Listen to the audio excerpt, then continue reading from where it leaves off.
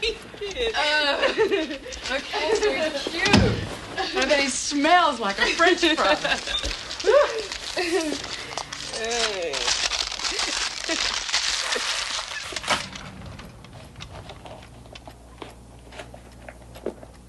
That's funny. What? The trash. I could have Okay, never mind. Never mind.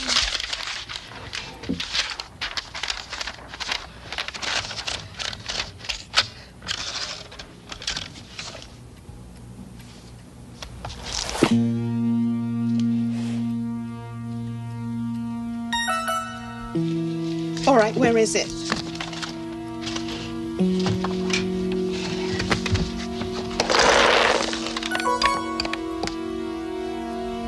My mug. Kathy? What is it now? My mug. The mug I keep my pencils in, it's gone. So is the trash. And what's this doing on my desk? It's your political science book, isn't it? I know what it is. After the last test grade, I wasn't sure.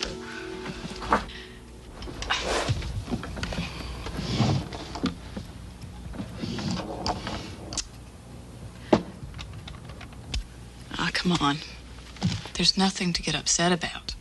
So you're a little sloppy. It's not a capital offense. My mother loses her car keys twice a day. Well, I don't. And I'm not as sloppy.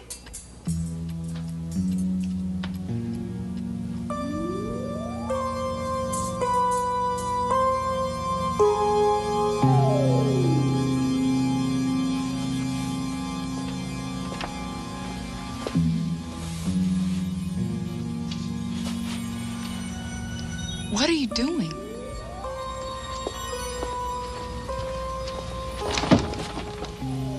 What is it? There's someone in the closet.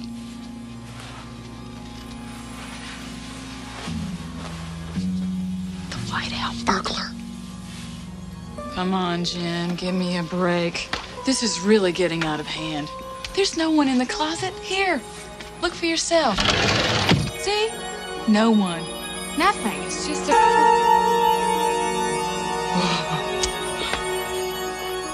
You're not Jennifer Templeton. Not me. Her. I don't believe it. Just give her the mug back and let's get out of here. Right.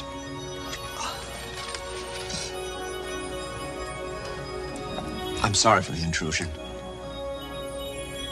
We didn't mean to disturb you. Not so damn fast. I'm sorry, Madam President. I mean... You shut up and jump now.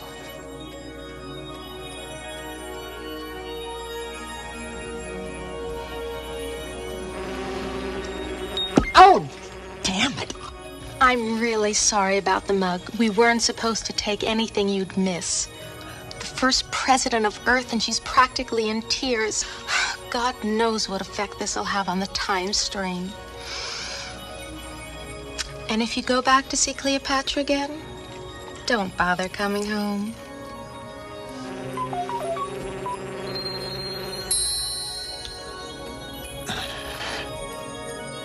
Keep your hands off that. Let him go, Kath.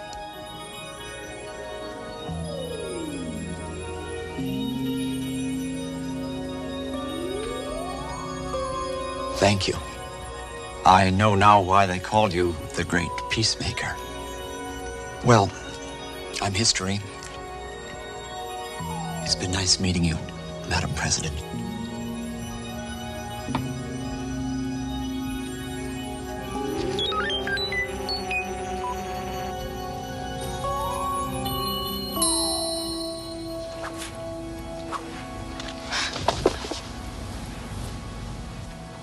Jenny,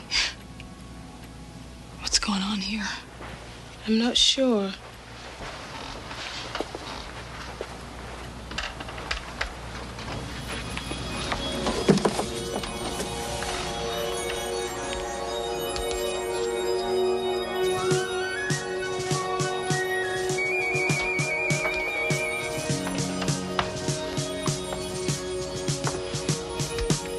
but I think I'd better quit cutting political science.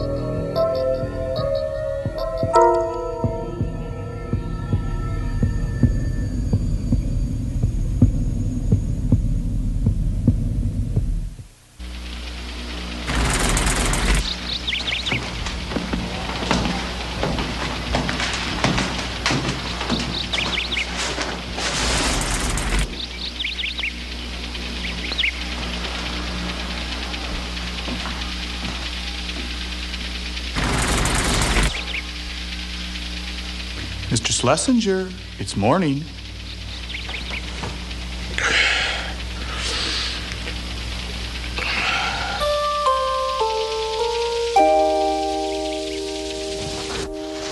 It's 6 a.m. Eastern Daylight Time. Rise and shine, Barney dear. Get up, you sleepyhead. Get up, get up. Too loud, honey. Too late.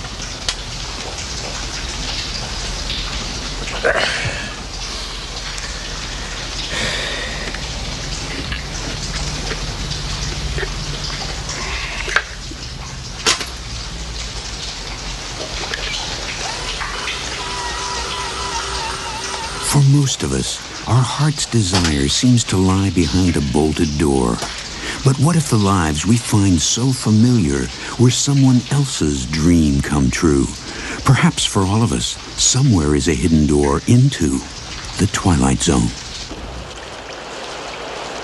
Oh, shut up. And it's the time of day when people are shot. Morning. Rise and shine. Still dead, huh?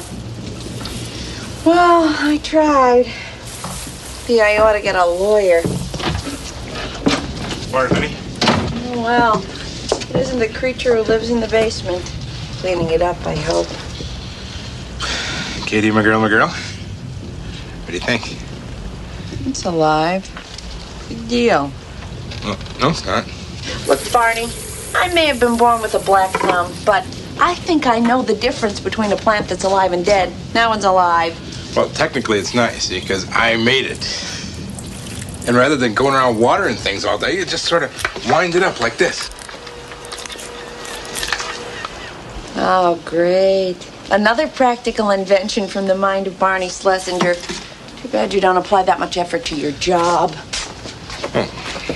And it only took me about 5 nights, you know. Took God 6 days. But he made the original. You just made a copy, Barney. Oh. I guess that means you probably don't want this up here, then. Shouldn't you be getting ready for work? I'll take that as a no.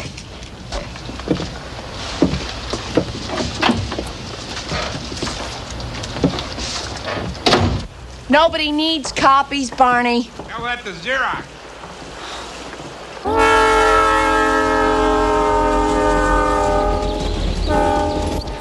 Supposed to be a gift. Thought you'd like it. Yeah? Why should Katie like it? She can't kill it. Come on. Face it, Barney, you got a blue sky mind. I mean, Marconi could have learned things from you. Look, it's just that your timing isn't right. You're a little, I don't know, out of step.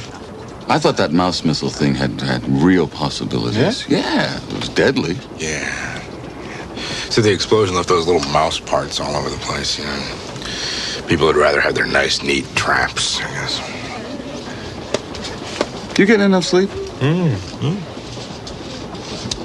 4 solid hours a night. Well, you see, Barn, I mean, that's no good. You can't get anywhere by working yourself to death. You having those dreams again? Every night for the past week. What was it this time? Garden party? Or were you just examining your collection of fine wine? Just waking up, that's all. Yeah, but I don't understand that. Who's waking up? You or the guy in the dream? Me? They're him. They're both of us. Ever since I was a kid, I've had this feeling that I was living in two worlds at the same time.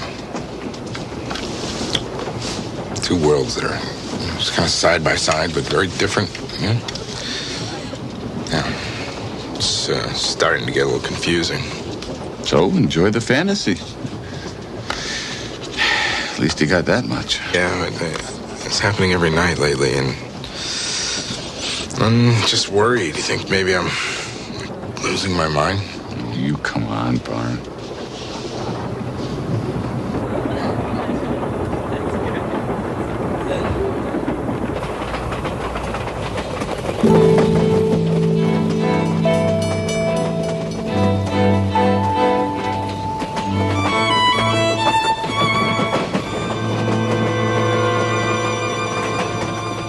Nice day, Mr. Schlesinger. Aren't they all, Steve?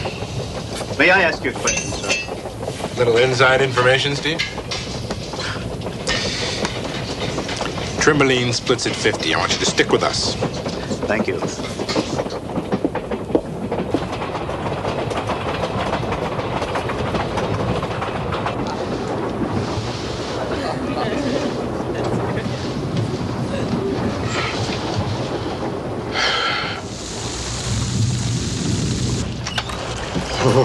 Sorry I'm late.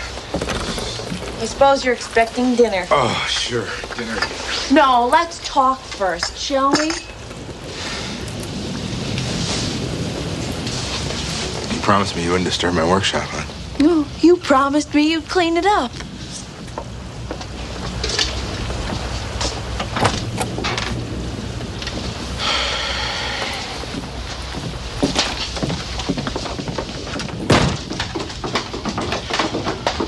Barney, this stuff has been down here since we moved in. Look at it. Look at us. It's just wrong.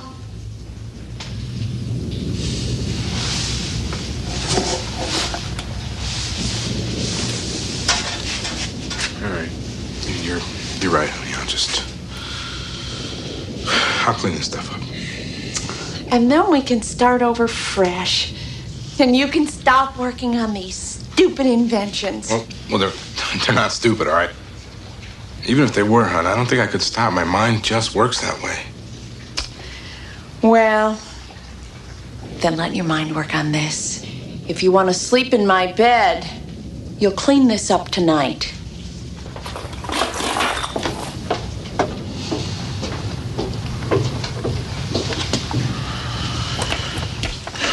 Some choice. It's 8 o'clock, Barney dear. Let's play, shall we? Blue moon, you left me standing alone. Hey, would you just shut up?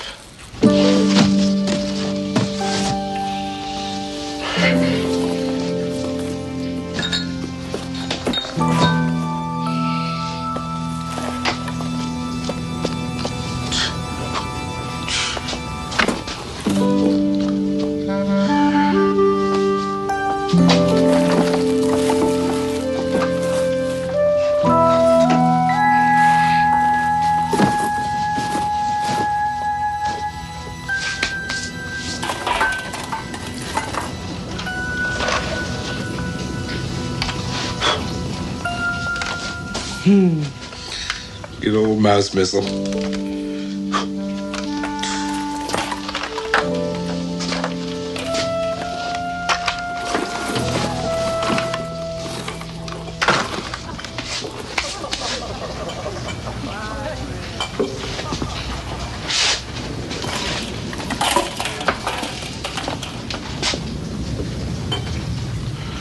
I must be going crazy.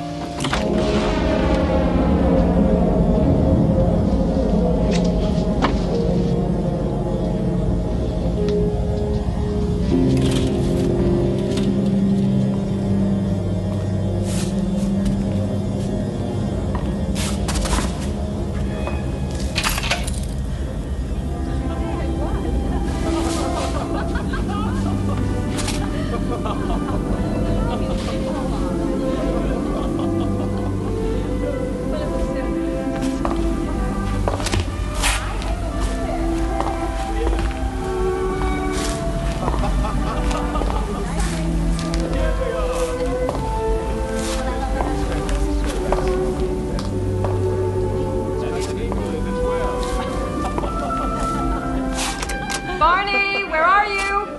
Your partner wants to make another toast. Coming! I'll be right up. Hurry!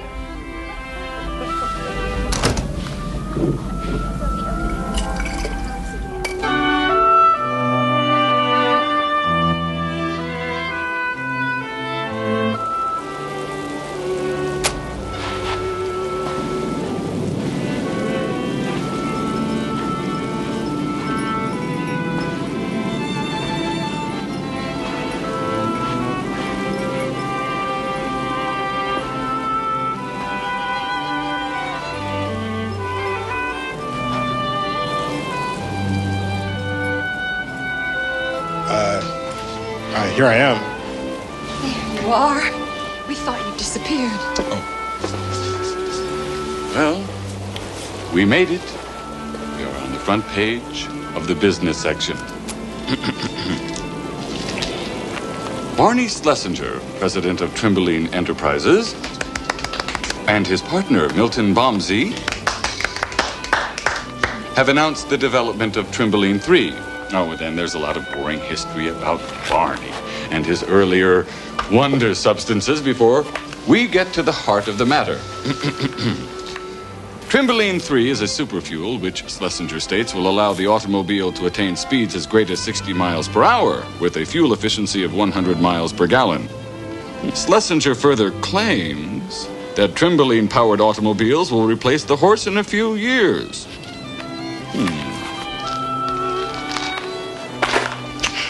I get the impression, once again, they are skeptical. And once again, they will learn. Barney Schlesinger is a man ahead of his time. Well, let's hope so. A toast. Great. Well, to my best friend and partner, whose inventions have made the world a better place, and all of us a little richer. Here, here. Here, here. All right.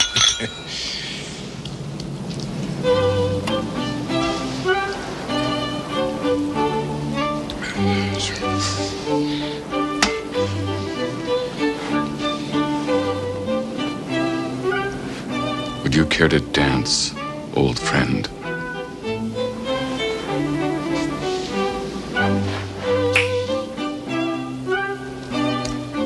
Yeah.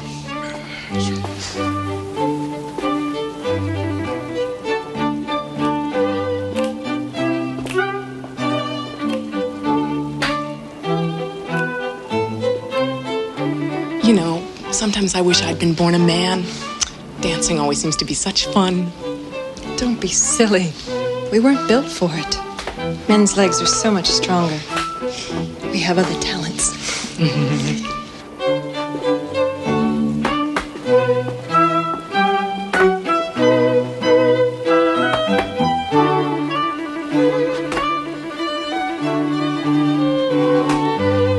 Isn't it high time you made an honest man of the lovely Mr. Schlesinger?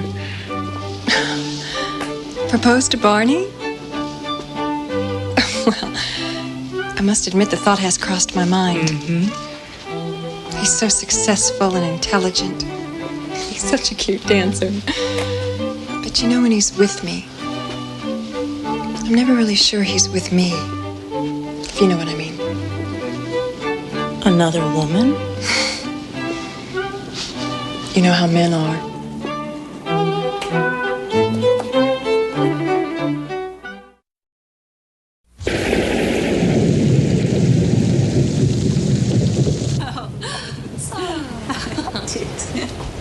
Thank you for a lovely evening, Barney, in spite of the weather.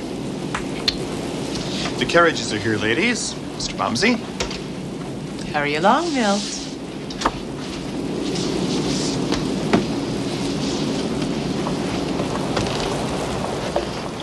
You all right, friend?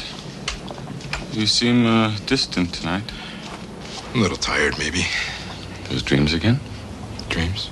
Mm-hmm. Your dreams. Where you live in a world next door. A world where you are completely freed from all these responsibilities, from all this fame and acclaim. I don't know what you find so attractive about it. Well, it must seem pretty ridiculous, I guess. Well, from the details you've told me, let's just say it sounds fascinating in a horrible sort of way. Barney, I've been meaning to ask. Am I in those dreams? Oh, yes. Yes, you are. And am I still your partner? Well, I can honestly say that in those dreams, you're still my best friend. Then I'm happy in either world.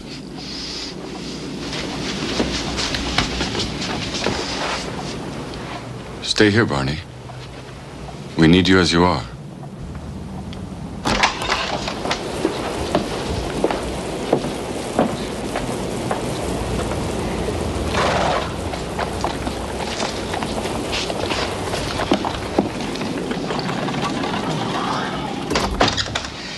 Will that be all for today, Mr. Schlesinger? Yeah. Great. Fine. Great, thank you.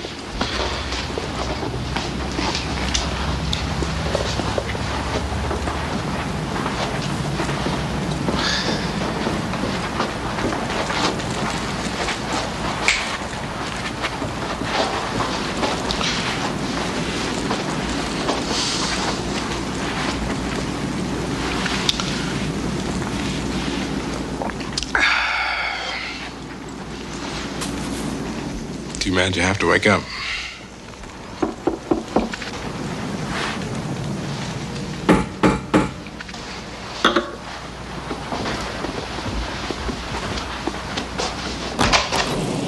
I'm sorry to disturb you on a night like this, but my carriage broke down and my horse ran off. Katie?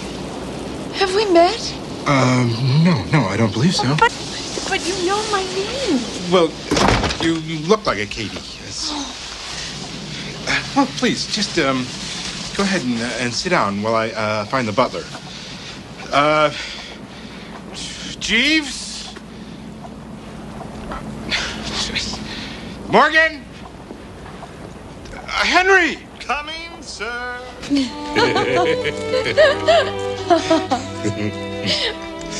You know, I've driven by this house every day and night for the past 3 years. Really? I always wondered who lived here. It never occurred to me to suspect that it would be the famous Barney Schlesinger. I didn't realize I was that famous. Would it be impertinent if I asked you a question? No, I can't see how. Where do you get your ideas for those fabulous inventions? Excuse me, Mr. Schlesinger. The blacksmith has found Madame's horse and repaired her carriage. Great, thank you, Henry. Great. Madame's garment has been cleaned and awaits her in the guest room. Well, I should get dressed.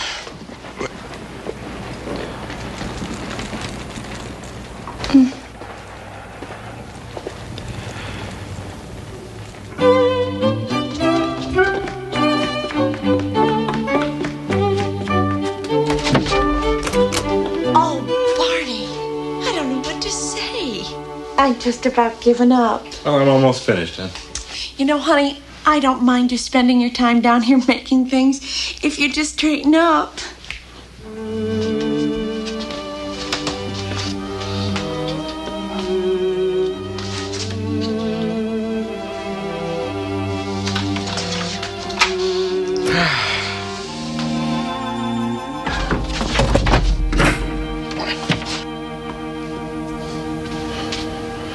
Good luck, Barney.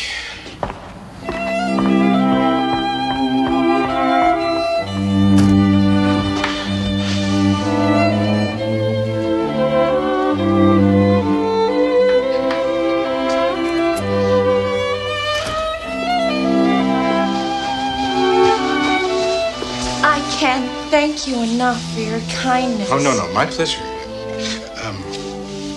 little going-away gift from me to you. Oh, how wonderful.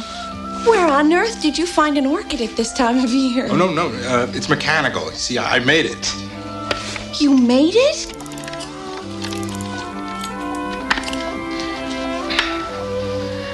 I'm holding a Barney Schlesinger original. Yes. Thank you so much. I'll treasure it. Mr. Schlesinger. Oh, no, Barney. Just call me Barney, please.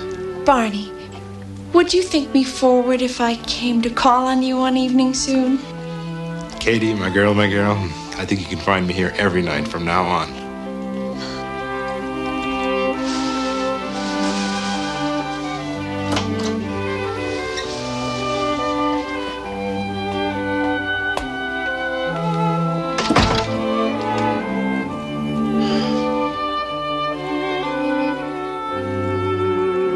Henry!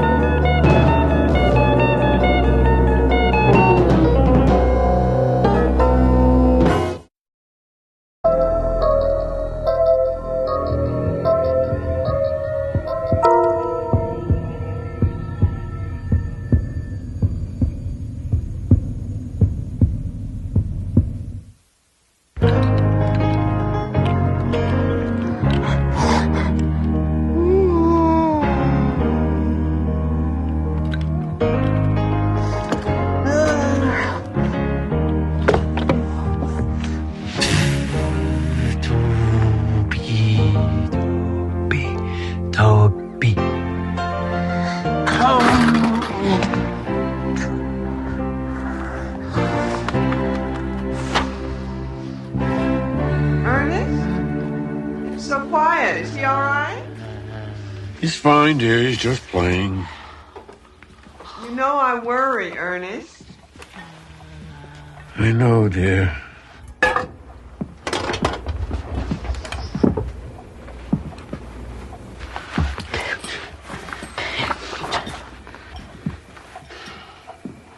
Bring.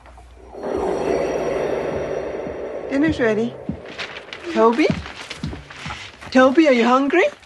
Donuts, Mama. Donuts. No, son. You had donuts yesterday. Come on, Toby. Come on. You like chicken.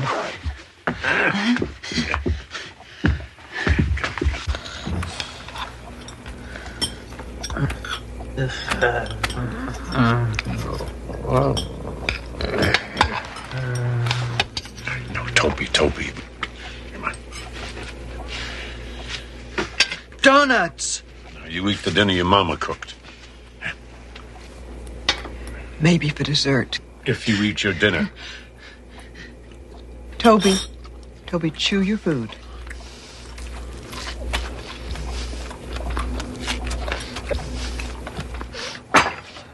Donuts. All right, Toby, let Daddy get the picture.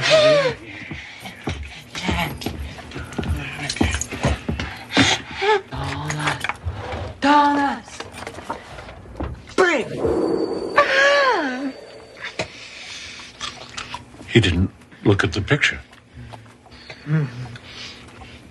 Mary, he did it without looking at the picture. He's never done it. Yes, he has. It's only donuts, Ernest. You know how much he loves them. Mama, donut. Chew. Toby, shh. Hurts, Mama. I know. Hurts. Toby, it's all right now, Toby. Oh, shh. Mama's going to take your temperature. Yeah. Hurts, Mama.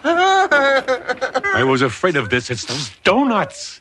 Two. He only had two. Mary, if he doesn't need to see the picture anymore, he could have had another dozen donuts after we put him to bed. Or anything else for that matter. You know he will eat anything he can fit in his mouth. He's burning up. Call that nice Dr. Keller. He'll come. I know he will. He doesn't make house calls anymore, Mary. No one makes house calls anymore. Oh, he'll have to. Tell him it's an emergency. And he'll tell me that's what emergency rooms are for. We've been through this before, Mary. Tell him! Just tell him! Tell him what?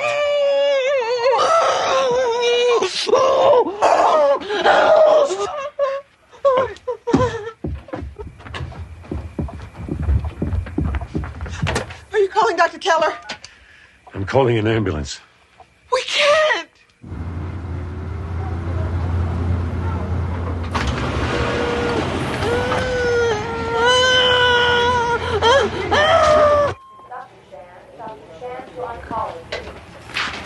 Is he all right? Toby, is he all right? What's wrong with him? It's food poisoning. We pumped his stomach. I'm sure he'll be fine, but I like to keep him overnight for observation. Overnight? Is that necessary? Our boy is very uncomfortable away from home. Well, don't worry. We'll take good care of him. The children's ward has color television, lots of comic books, games. No. If he must stay, he will stay, but he must have a private room. My wife and I will stay with him. There'll be no television, no comic books. Very well. I'll make the arrangements for the room.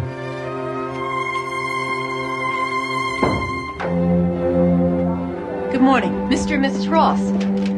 I'm Miss Kemp. And this must be Toby. Toby.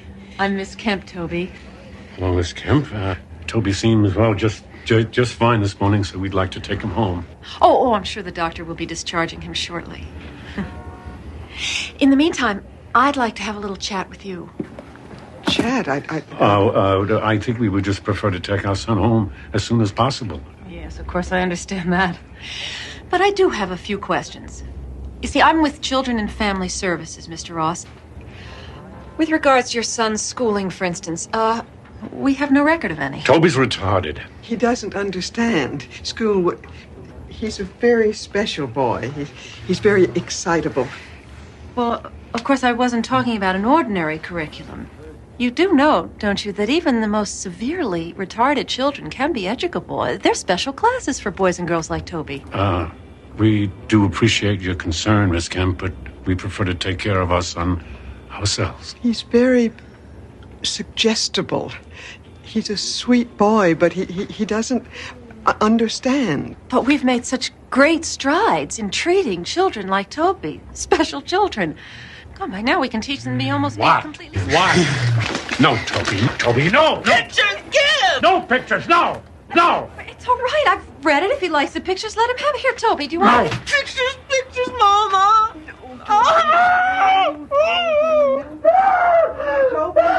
Toby, it's all right. Mama's here. Now, Toby, we're going to take you home, and you can look at your toy book. Toby, don't cry. We don't allow him to look at such things. It's only a magazine. There's nothing wrong with a magazine. We'll be the judge of what's right and wrong for our son, Miss Kemp. Get the boys' things, Mary. We're leaving. Wait a minute. You can't just walk out of here. Can't we?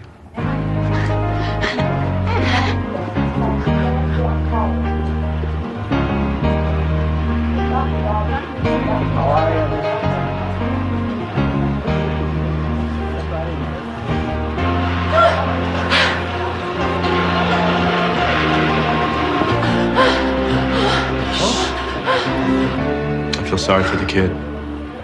Anything we can do? Yeah, I can look into the home situation. I mean, these aren't the dark ages, right? Expect I'll be seeing a lot of the Ross family.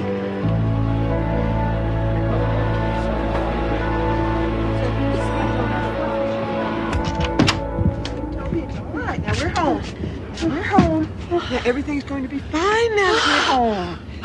Now, here you go play. Be a good boy.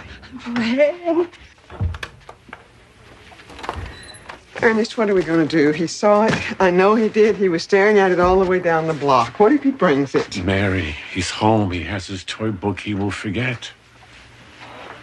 It was only a squirrel. It'll be dead if it arrives. I will bury it in the backyard with the others. I will get rid of it, like I always do, don't I? please, remember your heart now. Don't concern yourself. You know I worry. Ernest, that woman, Miss Kemp, what if She won't bother us. I'll take care of it. Mary, please. He's a good boy, Ernest. He just doesn't understand. Maybe that woman is right. Maybe a class, some kind of a special teacher. Mary. Just a little help. Just for a few days, just a couple of hours. That's not wrong of me, is it? For just a few hours.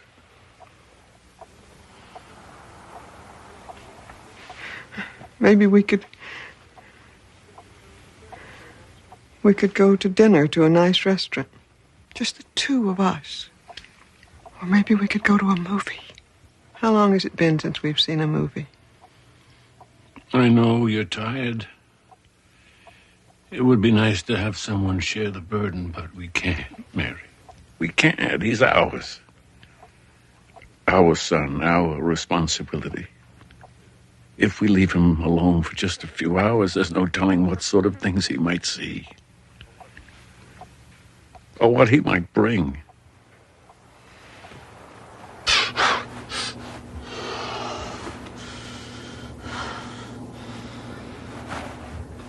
Bree!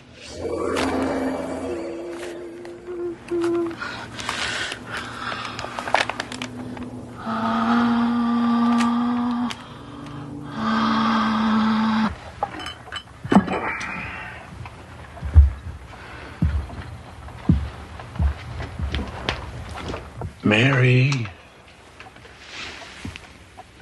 I made you some tea. Ernest. How nice. You didn't need to do that. Where's Toby? He's still in his room. He's playing or sleeping. He's fine, dear. Just have some tea and try not to worry. You know I can't help it. I'll just peek in and see if he's all right. I'll be right back.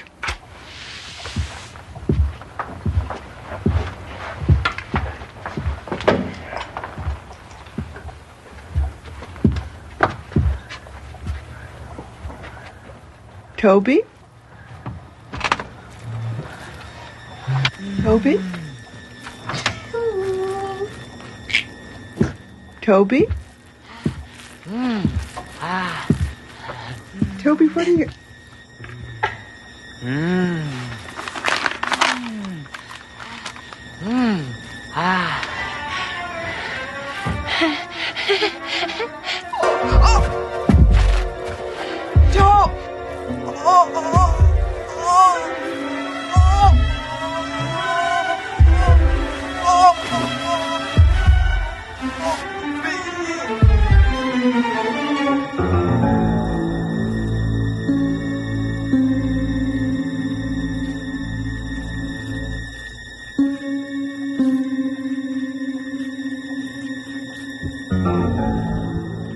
Mary?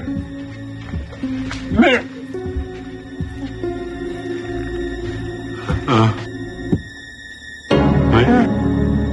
Hey, Mary?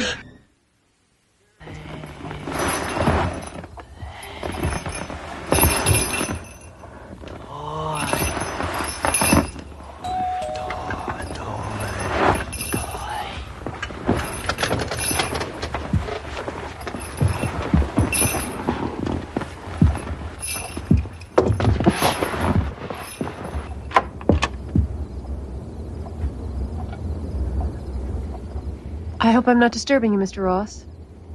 I'm so sorry about your wife. Oh, yes. Well, thank you. Thank you. Mary. She was so very tired, Miss Kemp. She was never a very strong woman, and all the stress.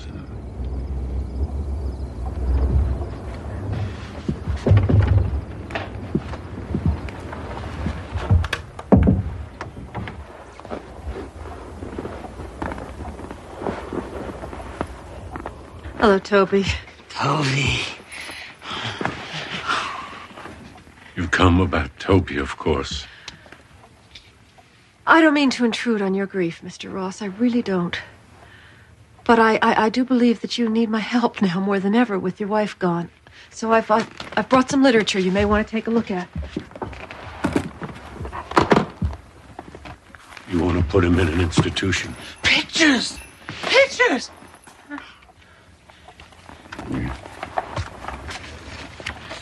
It's very nice. I won't send Toby away. Now, if you're done, I'm very tired. I'm not done, Mr. Ross. I've done some investigating since the last time we spoke. I've talked to your neighbors and to your former employer and your wife's family. And frankly, Mr. Ross, unless you're willing to listen to reason, I believe I have grounds to remove Toby from your custody. I see. Your treatment of the boy is appalling. It's almost medieval. According to your neighbors, he's a virtual prisoner here. You never take him outside, not even for walks. You've boarded up the windows of this house. You don't allow him to play with other children. You don't take him to the park or the playground or even the zoo. According to your wife's sister, you don't even allow him the meager solace of a television set. No, we don't. It's all right, Toby. It's all right. She won't hurt you. She won't hurt you. No, I think you've hurt him enough already yourself. Sit down, Miss Kemp. Don't say another word. Just sit down. You want to take Toby from me? Then maybe it's time you knew something about him.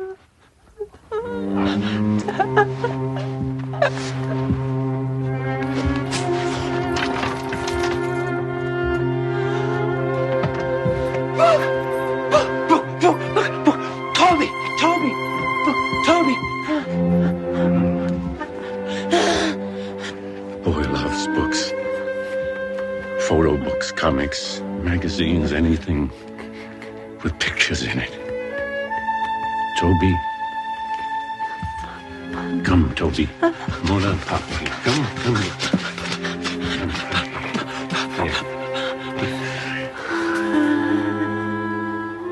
Bring for Papa.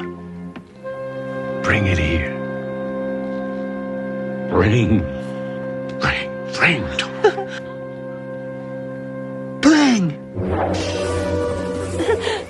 Sharp. No. Sharp. There are a lot of sharp things in this world, Miss Kemp. A lot of dangerous things. Do you understand? I'm sorry, Mr. Ross. I'm trying to talk to you about your son's future, and you're doing parlor tricks. Prove it to yourself. Go on.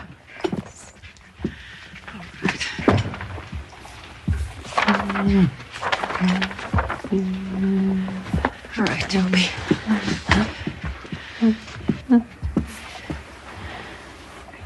Bring this. Mr. Ross, this is not...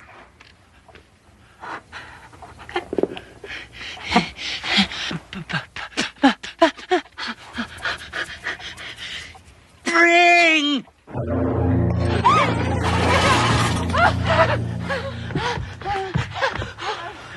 What is this, Mr. Ross? Some kind of miracle? A miracle, no, Miss Kemp. It's more like a curse. Why do you say that, Mr. Ross? This boy has a gift. He has a talent nobody else has ever had. He saw a puppy on television one day before we got rid of this set. He wanted it, so he brought it. It was dead when it arrived. He can bring back living things, but he forgets. Our backyard is full of what I've buried there. Do you still want to take him to the zoo, Miss Kemp? Do you still think he needs to play with other children? Most of the time, he needs a picture. Now, sometimes Toby just remembers. I owe you an apology. Toby was never the prisoner. It was us Mary and me. All right, Mr. Ross. Listen to me. It doesn't have to be that way. Toby still needs help. He needs it now more than ever. You know what kind of help the world will give him. They'll lock him up, run their tests and experiments, use him if they could for whatever they want. Toby won't say no. He can't say no. And when they're finished with him, what will the life of one little retarded boy be worth? He is my son, and this is his home. Get out! Out! Get out! Get out! Mr. Ross, I cannot leave here and forget what I've seen and heard. I have to report this. Get out! No, Toby! Toby, please, God. Toby, no!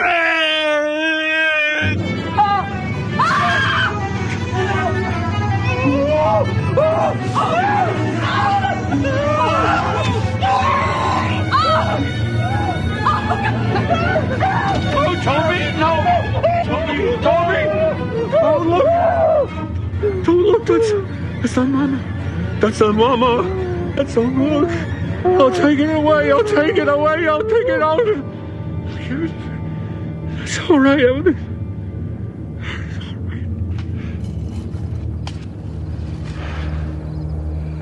I'm sorry.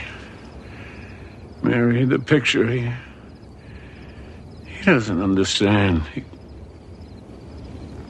It was my fault. I never should have.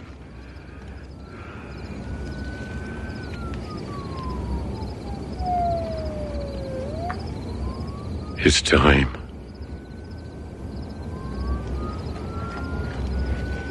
It's time.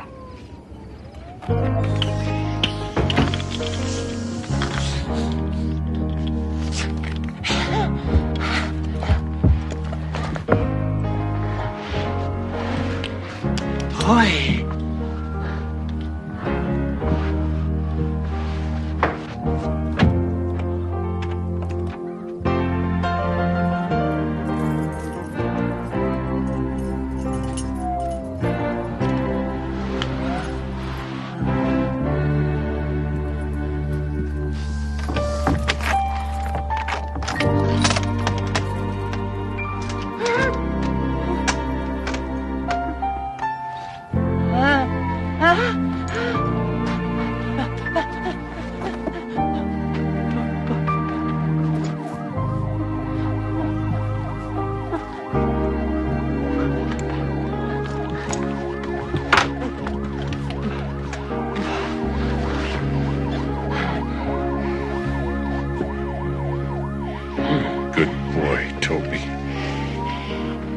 You've always been such a good boy. Yeah. Look. Look, Toby. Look. Look. See? Oh.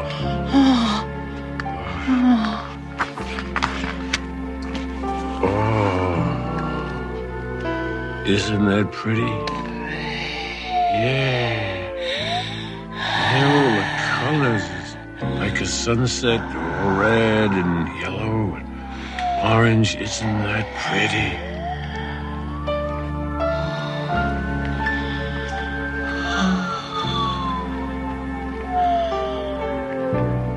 I love you, my good boy.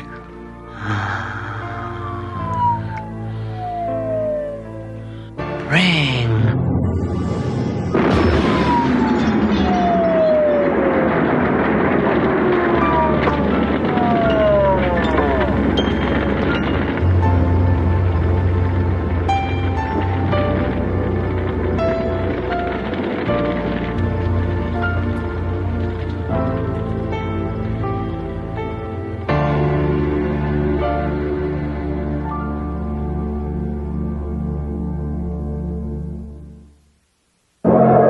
World of monumental importance.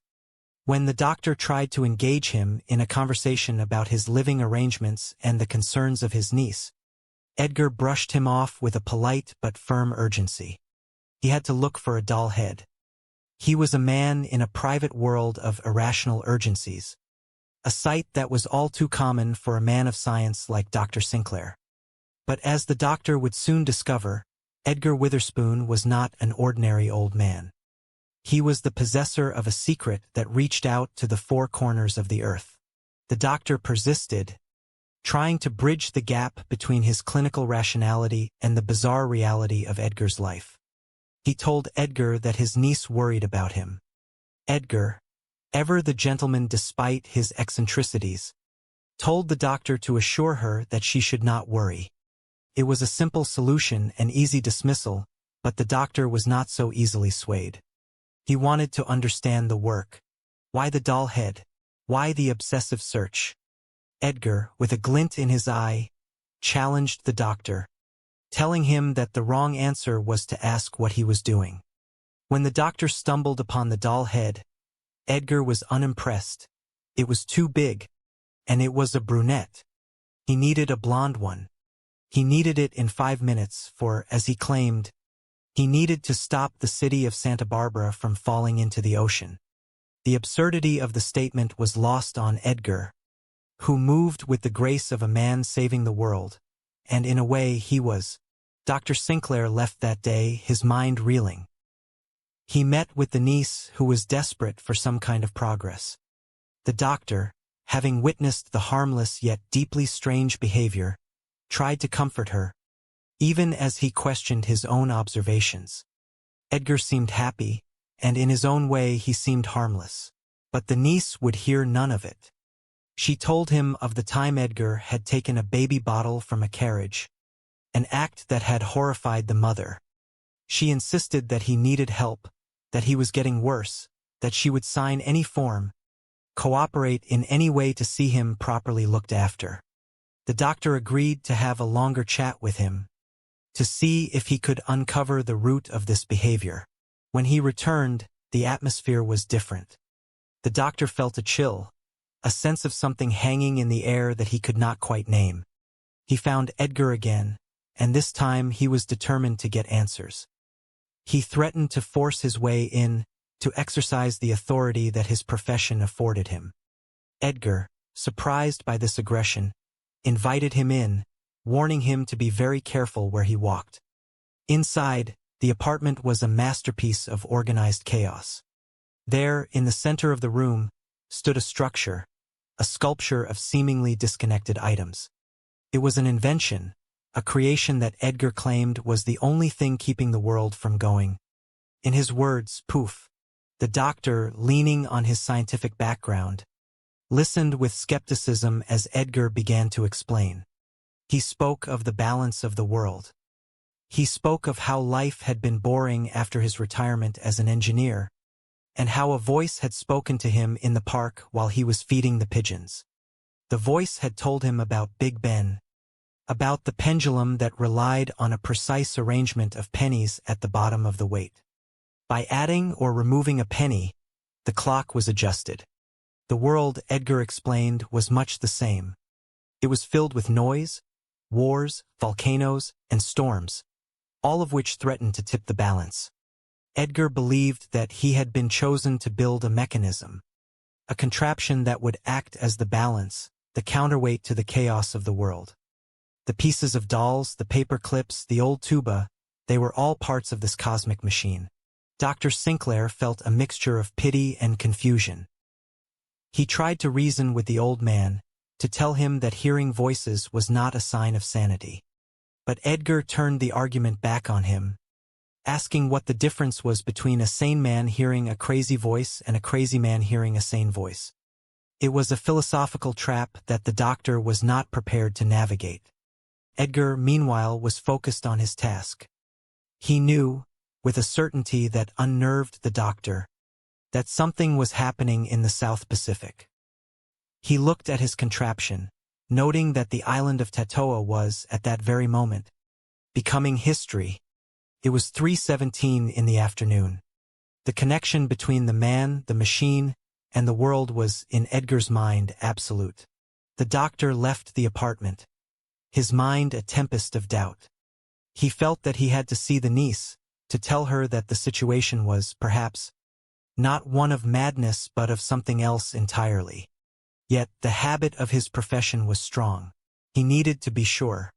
He turned on the radio, intending to listen to the news, and there, amidst the reports of the Mid-East stalemate and the new Transportation Act, he heard it. The island of Tatoa had been destroyed by a tidal wave. The news confirmed it. The time was 3:17.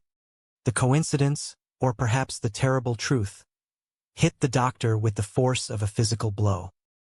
He realized that the man he had dismissed as a lunatic had spoken the truth, or at least, had possessed a knowledge that defied all scientific explanation. He rushed back to the apartment, desperate to protect the machine, to protect the world. He was too late to save Edgar from his niece's well-meaning intervention, for she had already arranged for his care, but he was in time to save the contraption. He told the landlady that he would rent the room, that he would take responsibility for the junk, for the treasures, for the balance of the world. He understood now that the sanity of the world was tied to the movements of an old man and his collection of seemingly meaningless items. Edgar was eventually released from his brief stay in the hospital, and he returned to find the doctor waiting for him. The old man was ready to move on. He had heard the voice again, and this time it was calling him to Miami. He was retired, he was off duty, and he felt that it was time to enjoy his life. The doctor, now carrying the burden of knowledge, stood before the machine, watching as Edgar made one final adjustment. It was time for a ping-pong ball, a precise, necessary addition to keep the world from spiraling out of control. Edgar told the doctor not to worry, to give it a chance, and with a jaunty farewell, he walked out of the apartment, out of the life he had known for 11 years, and into the future. The doctor stood alone in the room, looking at the contraption. He realized that the task was now his. He looked at the machine, trying to understand how it worked, trying to fathom the depths of its purpose. He knew that if he were to fail, if the catastrophes were to mount, the world would suffer. He was a physician, a man who had dedicated his life to the health of individuals, but now, his practice had extended to the well-being of the entire planet. He had learned that there were things in the universe that could not be measured by tests or explained by theories. There were mysteries that required not just a sharp mind, but a receptive heart. As the days turned into weeks, Dr. Sinclair began to see the world differently. He looked for the beauty in the mundane, the purpose in the eccentric. He understood that Edgar Witherspoon had been a guardian, a silent sentinel who had kept the world from going poof. And as he learned to make the precise adjustments, as he learned to listen for the needs of the machine, he realized that he was not just maintaining a structure of junk. He was maintaining the balance of human experience. He was a keeper of the peace, a steward of reality. The doctor often thought of Edgar in Miami, sitting on a beach, perhaps feeding the birds, his work done, his duty passed on. He wondered if the voice ever spoke to him there, or if Edgar had finally found the silence he had been looking for. He hoped so. He hoped that the old man had found the peace that he had so freely given to the world. And for himself, the doctor found a new kind of fulfillment. He was no longer just a man who treated the symptoms of a life. He was a man who helped ensure the life continued. He was a part of something greater, something that transcended the boundaries of his medical practice, something that was, in every sense of the word, a wonder. He became more observant, more thoughtful.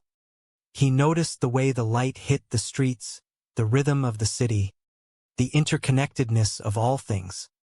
He saw the potential for catastrophe in the small, ignored moments, and he saw the potential for greatness in the smallest, most overlooked objects. Sound of the city, and he waited for the voice, for the next instruction, for the next piece of the puzzle, for he knew that the work was never done, that the balance was always in flux, and that his life, his new life, was a constant, ongoing act of service, a dedication that would span the rest of his days, and he wouldn't have it any other way. The night was young, the world was waiting, and he was ready, for he was the doctor, the engineer, the sculptor, the seeker, the protector, and he was exactly where he was supposed to be. As the hours passed, he felt a shift in the air, a subtle change, as if the world were catching its breath, and he knew that he had done his part, that the adjustment had been successful, that the balance had been restored, and he allowed himself a moment of rest, a moment of stillness, before the next requirement would inevitably arise.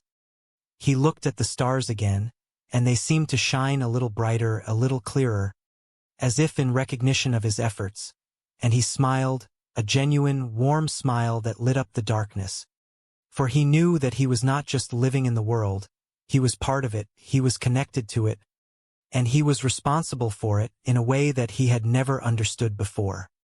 He was a piece of the machine, a cog in the cosmic clockwork, and he played his part, not with fanfare or glory, but with the quiet, steadfast dedication of someone who knew the truth, who knew the value of the little things, and who knew that even the smallest, most insignificant item could be the key to the survival of everything. The night deepened, the city quieted, and he remained there, in the heart of the park, a silent sentinel, watching over the world as it slept, a guardian in the shadows, waiting for the dawn and for the next day and for the next challenge, and for the next chance to do his part, to make his mark, to keep the world from going poof.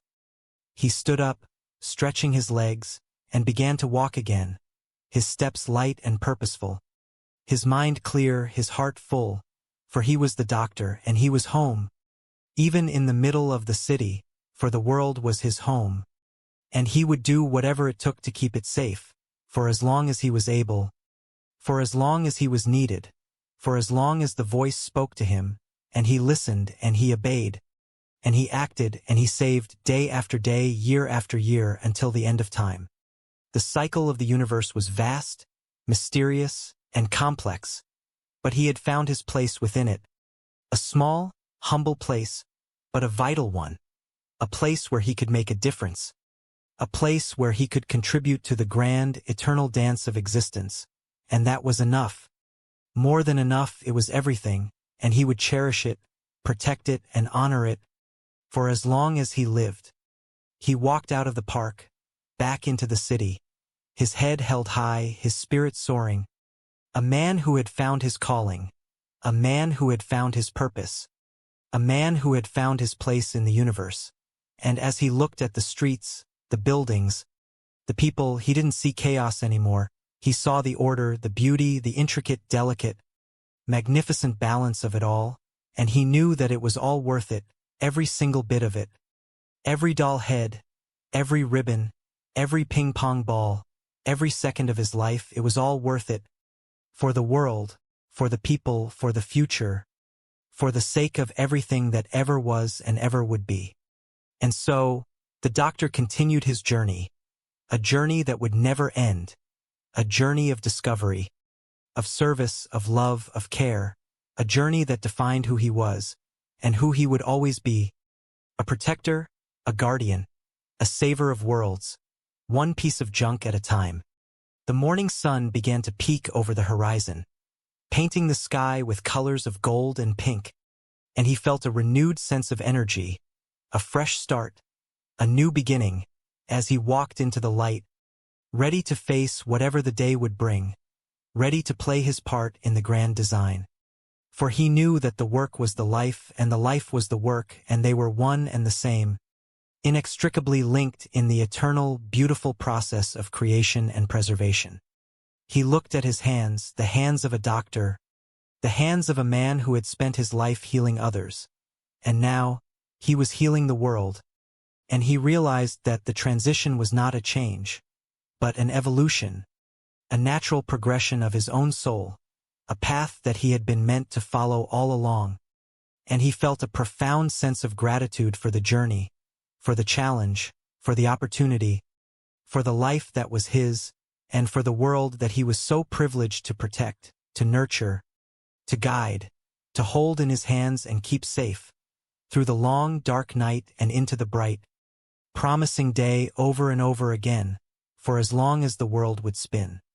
He felt a sudden, sharp tug in his mind, a familiar, guiding pull, and he stopped, looking around, his eyes scanning the sidewalk, the street, the alleyways, searching, always searching, and then he saw it, a small silver object, glinting in the morning light, and he knew, with a certainty that reached deep into his bones, that this was the next piece, the next requirement, the next step, and he walked toward it, his heart beating with the thrill of the hunt, for he knew that this was not just a piece of silver. It was a part of the world, a part of the machine, a part of the balance, and he picked it up, cradling it in his palm, and he felt a warmth, a connection, a sense of belonging, and he knew that he was right where he needed to be, doing exactly what he needed to do, and he smiled, for the world was safe and the machine was turning, and he was the doctor, the guardian, and he was ready for the next day and the next and the next, for as long as it would take, for as long as it would last, for as long as the voice would guide him, through the Twilight Zone and into the bright, shining heart of the world. The world is composed of many quiet, unassuming corners, and within those corners dwell individuals whose lives, while seemingly mundane to the passerby, are woven into the very fabric of existence in ways far more complex than the average observer could ever fathom. Edgar Witherspoon was one such man. To his landlady, Mrs. Milligan, he was not a man of mystery or a guardian of universal balance. To her, he was quite simply an annoyance. He was, in her estimation, a lunatic, a nutcase, a genuine wacko who spent his days and nights scouring the city for things that most people would categorize as refuse. Mrs. Milligan lived in a state of perpetual irritation, her days defined by the relentless complaints of her other tenants. It was a cycle of frustration that had become the soundtrack to her life. One day it was a request for 3 paper clips. The next, it was a frantic, desperate search for a chrome coat hanger. There were times when he sought only one patent leather tap shoe, wandering through garbage dumps and rummaging through trash cans with the intensity of a man searching for buried gold. The tenants would knock on her door, their faces flushed with annoyance, asking when she would do something about him. Edgar would not let a single soul into his apartment, not even his own niece, who worried herself sick over his living conditions. He lived surrounded by a labyrinth of junk, a collection of oddments that threatened to become a fire hazard, a danger to himself and, most distressingly to Mrs. Milligan, to her. She had pleaded with Dr. Jeremy Sinclair, a man of science, a man of medicine, to intervene. She needed him to see that Edgar was a danger to the order of their lives. She detailed the bizarre requests, how yesterday he had required a yo-yo by 6 o'clock, and how last week he had been obsessively searching for pieces of broken dolls, specifically the heads, arms, and legs. She begged the doctor to do something, for the sake of the building, for the sake of the tenants, and for the sake of her own sanity. She noted that his bell did not work, and Dr. Sinclair, acting on the information provided, found himself descending into the depths of the basement to see if he could discover why the connection was broken. Dr. Sinclair was a man of logic. He believed in the tangible, the observable, and the treatable. He walked the halls of the apartment building with a clinical air, determined to bring a sense of order to the chaos that Edgar Witherspoon represented. He eventually found the man himself, a quiet, unassuming figure with a focused gaze. The doctor introduced himself, but Edgar, deep in the throes of his latest project, was preoccupied. He had already found a brass thimble, a victory that seemed, in his vision, will not last long. And then you will have a chance to make a difference. Perhaps you might give thanks to a physician whose practice extends to the well-being of the entire planet. Dr. Jeremy Sinclair offers a unique form of preventative medicine found only in the Twilight Zone. The world continued to turn, spinning on its axis with a delicate, fragile grace that required the smallest of interventions. Jeremy stood in the center of the room, looking at the piles of discarded items that Edgar had so carefully curated.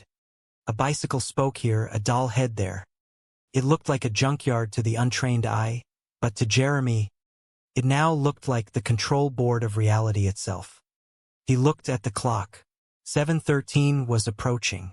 He needed a ping-pong ball. He scanned the room, his eyes darting from shelf to shelf, from pile to pile. He felt a strange, humming vibration in his chest, a sensation that the world was waiting for him to act. It was not fear exactly. It was a weight, a responsibility that settled upon his shoulders with the suddenness of a mountain. He walked to the window and looked out at the city below, the people moving about their lives, oblivious to the fact that their existence hung in the balance of a ping-pong ball and a man in a white coat. He picked up a dusty box labeled miscellaneous, searching through the contents. He found a marble, a rusted spring, and then, nestled between two books, a small white sphere. Ping-pong ball. He gripped it in his hand, feeling the coolness of the plastic.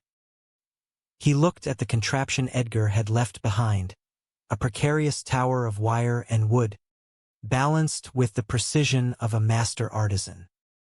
He felt the voice, not in his ears, but in the center of his mind, a gentle, guiding whisper that told him exactly where the ball needed to go. He moved with a grace he did not know he possessed, placing the ball into a small, velvet-lined cup at the very top of the structure. The machine clicked. A series of gears, scavenged from broken clocks and discarded toys, began to turn. It was a rhythmic, soothing sound, like the heartbeat of a giant. Jeremy sat back, breathing a sigh of relief as he watched the world continue on, unblemished, unbroken. He realized that the life he had known, the life of clinical studies and diagnostic reports, was over. He was no longer just a doctor. He was a guardian. He was a keeper of the balance. And as the sun began to set, casting long, golden shadows across the floor, he picked up his pen and began to write a new list. Not of symptoms, but of necessities. He needed a tambourine. He needed string. He needed a set of old brass thimbles. The list grew, and with every item he wrote down, he felt a deeper sense of connection to the world around him. He thought of Edgar, somewhere in the sunshine of Miami, probably already looking for shells or sand or whatever the voice needed next. Jeremy smiled. He understood now. The world was indeed a funny place, full of noise and bother, but it was beautiful, and it was worth saving one piece of junk at a time. He stood up and went to the door, ready to face the city, ready to find his next adjustment. The door closed behind him, the lock clicking into place, and for the first time in his life, Dr. Jeremy Sinclair felt that he was exactly where he was supposed to be. The transition was complete, a quiet, unseen shifting of the cosmic gears, and the story of the Protector would continue, day by day, hour by hour, until the next guardian was chosen, and the cycle would begin anew. He walked down the stairs, his footsteps echoing in the silence of the building, a silent promise to the universe that as long as he was there, the world would not go poof. He stepped out into the street, the cool evening air brushing against his face, and he saw a man drop a coin. He rushed forward, picking it up, thinking that perhaps it was meant for the machine. It was all about the small things, the trivial details that held the structure together. He placed the coin in his pocket, a small token of the new life he was embarking upon. He felt a lightness in his heart, a freedom that he had never experienced before, as if the constraints of his previous life had simply fallen away, replaced by a purpose that transcended the ordinary. The city lights began to flicker on, one by one, a constellation of artificial stars, and he walked among them, a silent observer and a hidden hand, adjusting, balancing, and watching over the fragile, wondrous dance of existence. He knew that tomorrow would bring new challenges, new requirements, new treasures to be hunted, and he looked forward to it with a sense of anticipation that he had not felt since he was a child.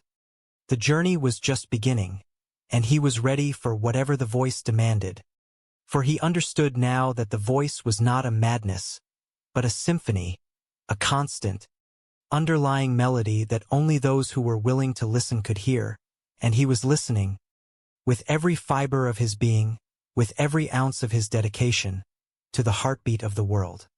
The night air was crisp, and the streetlights cast a warm glow on the pavement as he walked, his mind already calculating the next move, the next piece of the puzzle that would keep the world from teetering over the edge. He was content, he was purposeful, and above all, he was exactly where he belonged.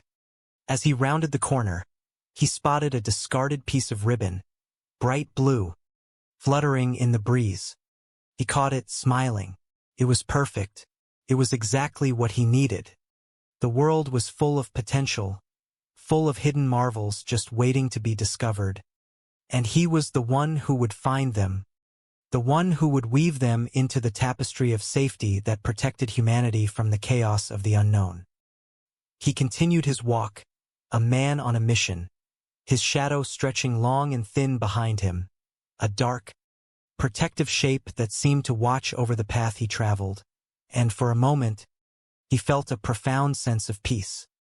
He had come a long way from the hospital, from the sterile rooms and the clinical detachment, and he had found something far more precious, a connection to the very fabric of life itself, a role that was both humble and heroic, a task that was as endless as the turning of the tides. He looked up at the stars, bright and distant, and he wondered if they, too, were part of the machine, if they, too, needed to be kept in balance. And he whispered a quiet thank you to the heavens for the opportunity to serve, for the honor of being a part of this grand, intricate, and beautiful design. And so, the doctor moved forward, into the night, into the future, a guardian in a world that did not know it was being saved, one piece of junk at a time. The echoes of his footsteps faded into the distance, leaving only the quiet hum of the city, a sound that he now recognized as the chorus of a world in perfect, delicate equilibrium. He reached the end of the street where the park began, and he saw the pigeons, cooing and bobbing their heads in the moonlight, and he thought of Edgar, sitting there on a bench, feeding them, listening to the voice, and he knew that he would find his own spot, his own bench, his own way of listening to the song of the earth. He was not alone, he was part of a lineage, a chain of individuals who had understood the truth, who had dedicated their lives to the preservation of the impossible. And he was proud to be one of them, proud to carry the burden, proud to be the one who looked for the doll heads, the tambourines, the ribbons, and the ping-pong balls, for he knew the secret, he knew the truth. And he knew that as long as there were those who were willing to look, who were willing to seek, who were willing to care, the world would continue to spin, safe and sound, in the quiet, gentle hands of its unlikely protectors.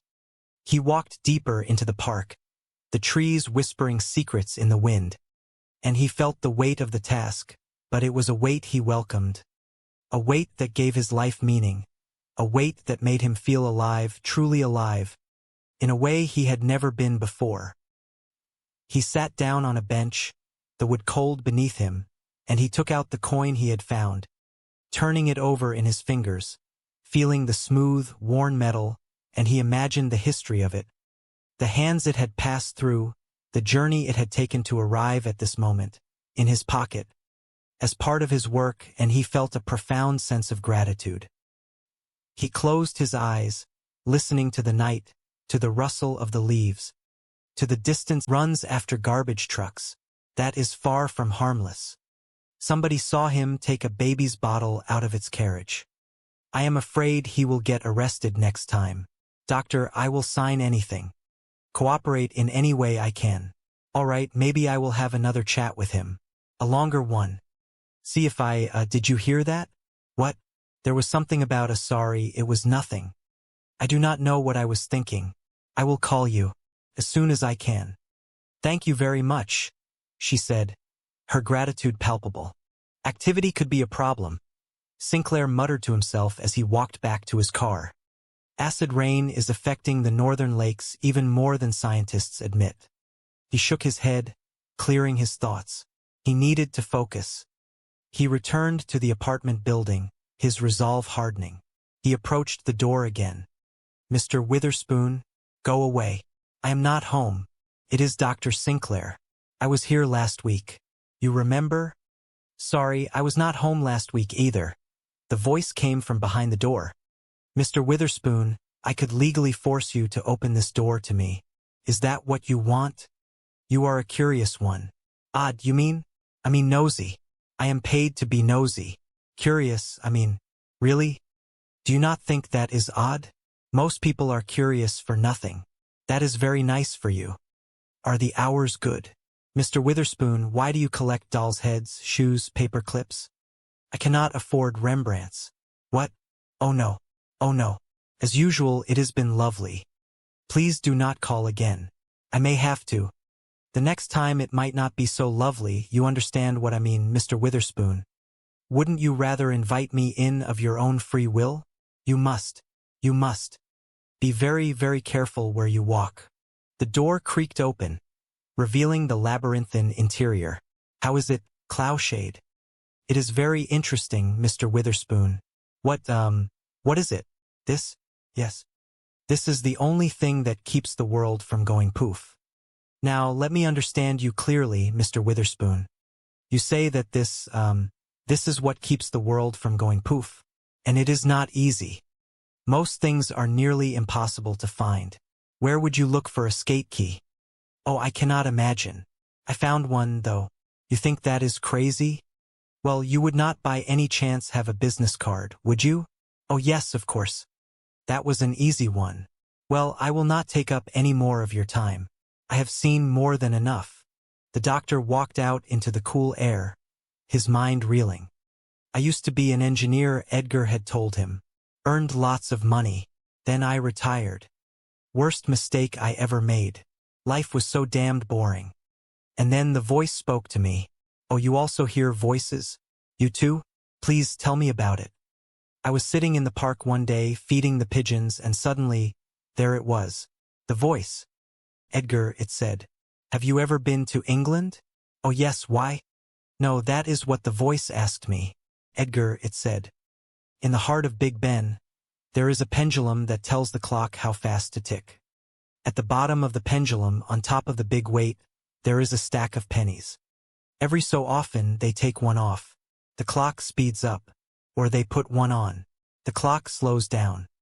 The pennies change the balance just a little, but enough to keep the whole mechanism running perfectly. So what you have here is some kind of clock. Of course not. Why would I build a clock? $3, any drugstore, does not lose 10 seconds in a year. Anyway, the voice said, Edgar, the world is a funny place.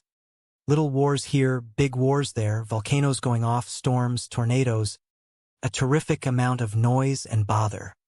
You have to build something that will keep the world from going too far, maybe even going poof. What the pennies do for Big Ben, this does for the world. Who do you think it is who is speaking to you? Well, sometimes I think it is God, and then I think, no, God would have a deeper voice. Would you care for a prune, doctor? Oh no, thank you. I was just leaving. But you have just arrived. Oh, careful. I have no idea how the thing works. All I know is that the voice tells me what it needs and I get it. Goodbye, Mr. Witherspoon. The words echoed in Sinclair's mind. You keep up the good work. We could call it a sculpture. Would that make my niece happy? What? Oh no. If you happen to run across an old tuba, would you bring it by? I need it in 2 hours. Cynthia, do not do this to me. Uncle Edgar, please. It is just for 3 days while they observe you. It is too long. It has to be maintained, kept in balance. Mr. Witherspoon, you hear voices. That is not normal. You must understand that. You hear voices, too. No, healthy people do not hear voices. You hear mine, do you not? That is not the same thing. Why? What is the difference between a sane man hearing a crazy voice and a crazy man hearing a sane voice? Maybe the truth is somewhere in the middle. You do not understand the risk you are taking. I knew it. There goes Tatoa. What is Tatoa? A tiny island in the South Pacific. What time is it? 3:17? At 3:17 in the afternoon, Tatoa became history because of you. Please, weather is still time. It will take me days to clean up this junk. Keep her away from it. Remember Tatoa. Sinclair thought of the classic St. Coast. Tired, feeling useless, he had created. Typical delusion of grandeur that he was vital to the world's survival. Poor Uncle Edgar. You will take good care of him, will you not? Mid-East stalemate continues. Congress passes Transportation Act. And in the South Pacific, the tiny island of Tatoa is destroyed by a tidal wave. Details on this and all the news in an hour. Did he say Tatoa? Sinclair froze. Yes, the number for the Chronicle, please. Thank you. Hello, I want to check on a news story. I just heard something on the radio about a tidal wave destroying an island. Yes, that is it. Are there any details? 1,000. Really? When this afternoon? I mean, exactly what time? Thank you. Miss Walker. Yes, Doctor. Tatoa was destroyed at 3:17 this afternoon. Is that bad? Last week, Santa Barbara was hit by an earthquake. I am not taking any chances. Oh my God, the landlady. She will destroy it. Santa Barbara? Get Mr. Witherspoon released immediately. Drive him home. You personally as fast as you can. Do not touch the thing. You did not, did you? You have not touched anything or moved anything. Not yet. Why? Because this is the creation of a disordered mind. And by studying it, analyzing it just exactly as he left it, I can come to a deeper insight into Mr. Witherspoon's problem. He is a lunatic. What else do you have to know? No, no, no, no. It is not that simple. I cannot rent this place with garbage in it. All right, I will rent it. You? Yes, yes. I will give you double what you are getting. I will be up later with the check. Thank you, Mrs. Mulligan. He has escaped, Sinclair realized. Excuse me, Mr. Witherspoon. Mr. Witherspoon. Should I call the cops? No, no, no. Everything is going to be fine. You got a handkerchief? Oh, yes. Yes, right away. Thanks. That lady had me dressed so fast. I left mine behind. Mr. Witherspoon, I do not know how to begin to apologize. Nothing in my training had prepared me for a case like yours. Well, nice meeting you. Where are you going? Away, finally, after 11 years. But what about tough? The voice spoke to me while I was in your hospital. It said, Edgar, have you ever been to Miami? I said no, but I used to think it would be a nice place to retire. Go for it, the voice said. You are off duty. You mean all this is not necessary anymore? Sure it is. It is absolutely essential. The world still has to be kept in balance. So who is going to, and look, it needs adjusting already. That is it. Now, if I can just get a ping-pong ball in there by 7:13, well, I guess we solved that little problem. I would get cracking if I was you. Impossible. I refuse. Jeremy, really, you will grow to like it. Give it a chance. So long. Do not take any wooden nickels. Unless you really need them, of course. Mr. Witherspoon. No, a tambourine. I have to find a tambourine right away. Can you help me? Do you know where I can find a tambourine? If in the next few months you notice that there has been a spate of catastrophes, or things are just not going right, remember that Edgar Witherspoon's replacement is learning how to make some precise adjustments. Do not worry.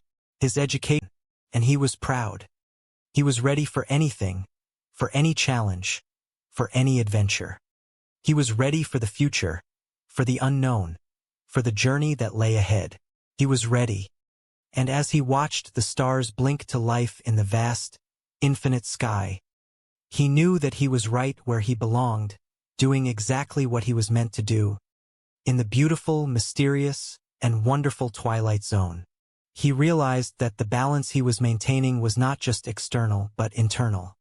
It was about finding balance within himself, between the rational and the intuitive, between the scientific and the spiritual, between the logical and the emotional. It was about being a whole person, a person of balance, a person of harmony. He was grateful for the journey, for the discovery, for the truth. He was grateful for the wisdom he had gained, for the perspective he had developed, for the life he was living. He sat in the chair, the machine humming softly in the background. He felt a sense of peace, a quiet joy that filled his heart. He was exactly where he was meant to be, doing exactly what he was meant to do. He was in the Twilight Zone, and he was and always would be at home. And as he watched the lights of the city, he knew that he was a part of it all, a part of the fabric of life, a part of the grand design. He was the doctor, the student, the guardian, and he was content. The doctor's journey had been one of transformation, of growth, of discovery. He had gone from being a man of logic to a man of balance, from a man of science to a man of heart. He had learned that the most important things in life were not always the ones that could be measured or quantified, but the ones that could be felt, the ones that could be shared, the ones that connected us all. He was the doctor, the student, the guardian, and he was at peace. He was in the Twilight Zone, and he was home. The machine continued to hum, a steady, rhythmic sound, a reminder of the purpose that he had found, the life that he had chosen. It was a sound of balance, of harmony, of peace. It was a sound that would continue to play, through the night, through the day, through the years, for as long as there were those who were willing to listen, to observe, and to adjust. It was a sound that was, and always would be, the sound of the world being kept in balance. The doctor knew that his work was not done, that his journey was not over. But he was ready for what came next. He was ready for the challenges, for the adventures, for the life that lay ahead. He was ready. He looked out at the city, the lights blinking like stars in the vast, infinite sky. He knew that he was right where he belonged, doing exactly what he was meant to do, in the beautiful, mysterious, and wonderful Twilight Zone. He turned off the lights, the room bathed in the soft glow of the moon. He felt a sense of contentment wash over him. He was ready for tomorrow. He was ready for the world. He was ready. The air inside the office of Mrs. Milligan smelled faintly of mothballs and the sharp, metallic tang of anxiety. She paced the length of the room, her heels clicking against the floorboards with a rhythmic intensity that matched the agitation in her heart. She was a woman who appreciated order, cleanliness, and the predictable hum of a well-managed apartment building. But her life had recently become a chaotic symphony of frustration, and the conductor of this discord was one Edgar Witherspoon. He is crazy, she thought to herself, stopping by the window to stare down at the street. That is what he is. A lunatic, a nutcase, a genuine wacko. Uncle Edgar is always looking for things, and these things are never what a normal, rational human being would seek. He searches for 3 paper clips or a chrome coat hanger. Sometimes it is one patent leather tap shoe. He rummages through trash cans with the fervor of a treasure hunter. He goes to garbage dumps, ignoring the protests of the city workers, and he is always bothering the other tenants. One day it is bicycle spokes, the next it is baseball cards. And who do the tenants complain to? It is always yours truly. He will not let anybody into his apartment. Not even his own niece, who worries herself sick over his living conditions. All that junk he is collecting, it is a fire trap. He could hurt himself, or even worse, he could hurt other people. Namely me. He needs your help, doctor. Across the desk sat Dr. Jeremy Sinclair, a man whose professional demeanor was as polished as a stethoscope. He listened with a practiced patience, his hands folded neatly over a leather-bound notebook. Mrs. Milligan continued, her voice rising in pitch. Yesterday he wanted a yo-yo. By 6 o'clock in the evening. And last week it was pieces of broken dolls. Heads, arms, legs. It is gruesome. Please do something, doctor. Please, for his sake. And ours, of course. Dr. Sinclair nodded, his expression remaining neutral, though a flicker of curiosity crossed his eyes. He stood up, smoothing his jacket. He asked about the apartment, about the access to the unit. Mrs. Milligan sighed, her shoulders dropping in defeat. His bell does not work. Ah, Mrs. Milligan. I think he has disconnected it. Down there in the basement. Oh, thank you. Thanks anyway, Mr. Pilchick. She turned, expecting a maintenance man, but her eyes landed on the tall, thoughtful figure of Dr. Sinclair. You are not Mr. Pilchick, she realized, blinking in surprise. I am Dr. Jeremy Sinclair, he said gently. May I talk to you, Mr. Pilchick? Some other time, perhaps, the man muttered, clutching his own collection of odds and ends and hurrying away. I have to look for a doll's head. One old man, living in a private world of irrational urgencies. For Dr. Jeremy Sinclair, it was an all-too-common sight in his line of work. But Edgar Witherspoon was a most uncommon old man. He possessed a secret that reached out to the four corners of the earth. A secret that the good doctor was about to discover, though he did not know it yet. Sinclair walked to the apartment door, which stood slightly ajar, a testament to the carelessness of the inhabitant. He pushed it open, and the air inside was thick, not with the smell of decay, but with the scent of old paper, oil, and the dry, dusty smell of history. It looked like a museum of the discarded. He saw the niece, her face etched with genuine concern. She looks at her uncle with such tenderness, Sinclair thought.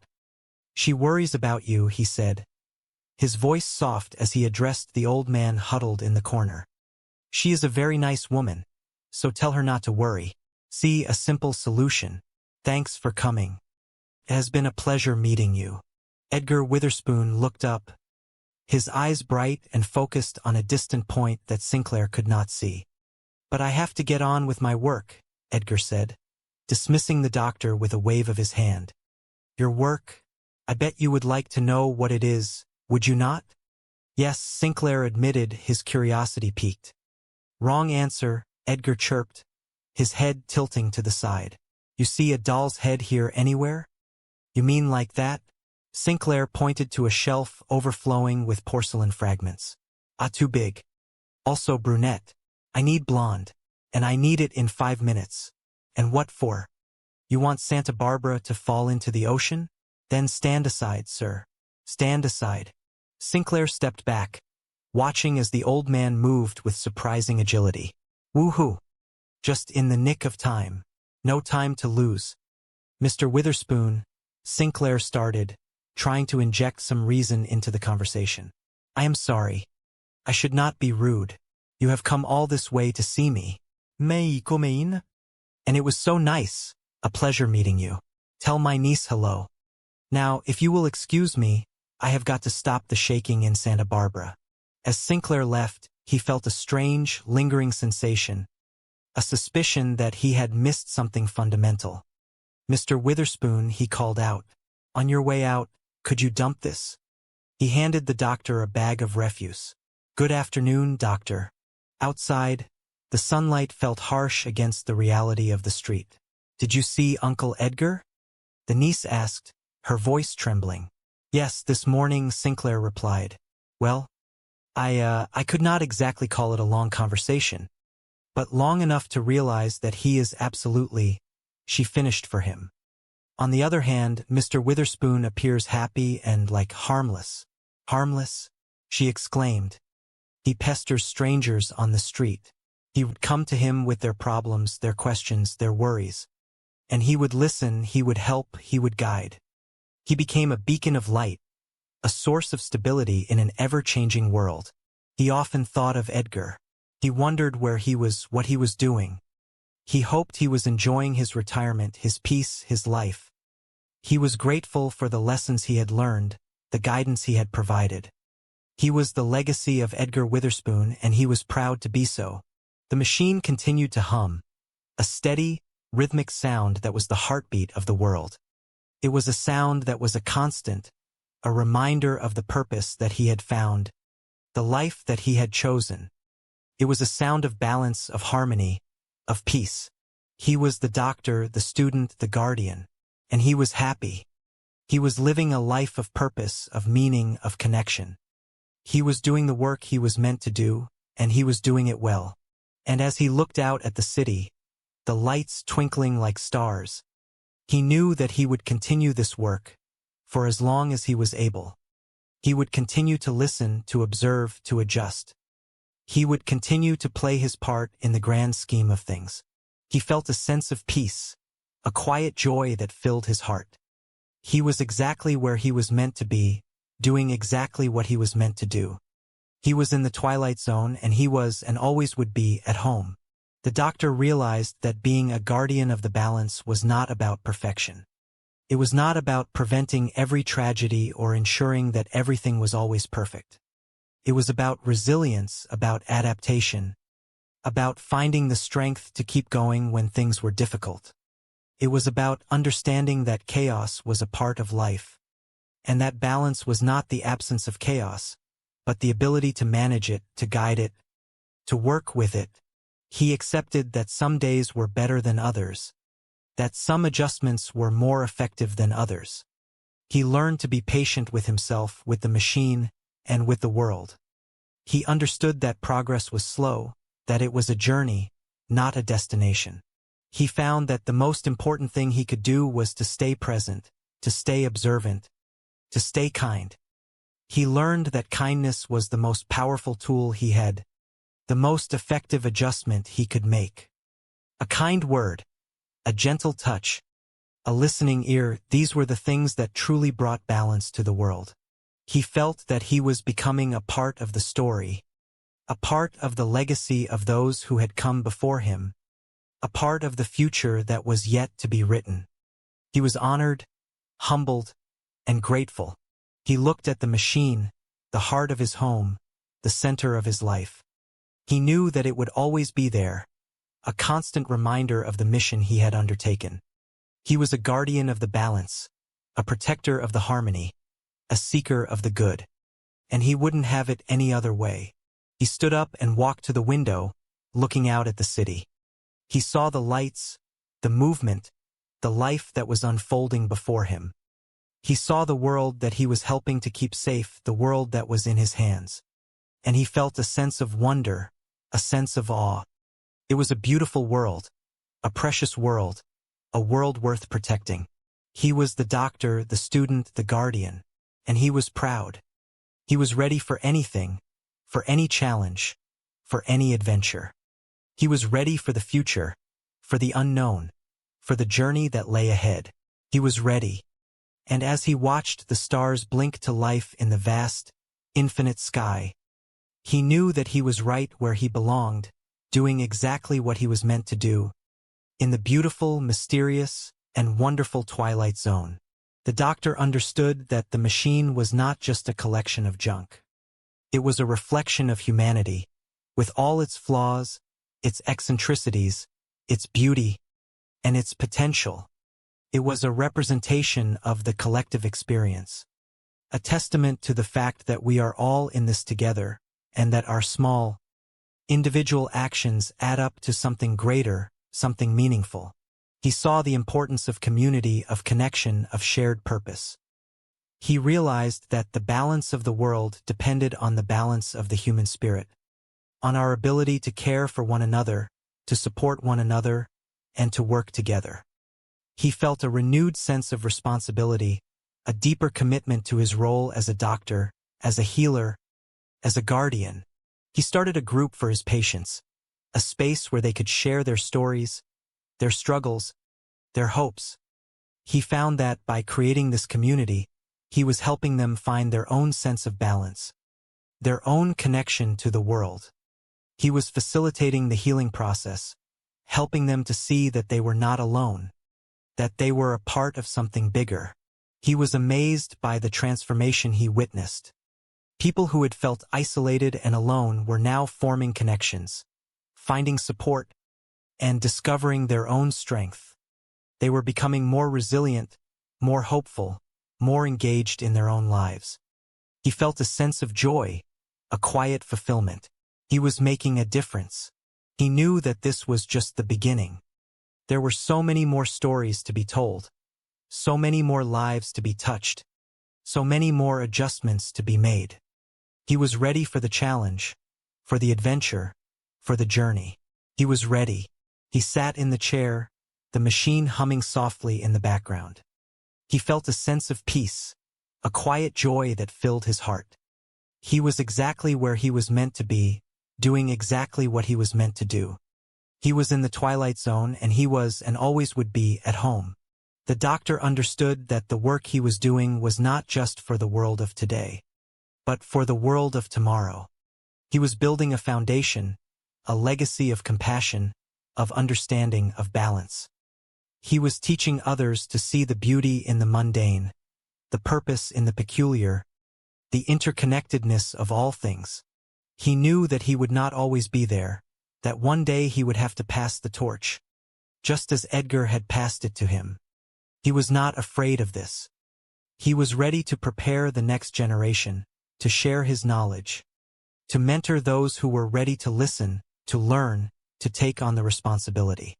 He felt a sense of anticipation, an excitement for the future. He knew that the work would continue, that the balance would be maintained, that the harmony would be preserved. He was confident in the human spirit, in the capacity for growth, for transformation, for goodness. He looked at the machine, the heart of his home, the center of his life. He knew that it would always be there, a constant reminder of the mission he had undertaken. He was a guardian of the balance, a protector of the harmony, a seeker of the good. And he wouldn't have it any other way. He stood up and walked to the window, looking out at the city. He saw the lights, the movement, the life that was unfolding before him. He saw the world that he was helping to keep safe, the world that was in his hands. And he felt a sense of wonder, a sense of awe. It was a beautiful world, a precious world, a world worth protecting. He was the doctor, the student, the guardian, and he was proud.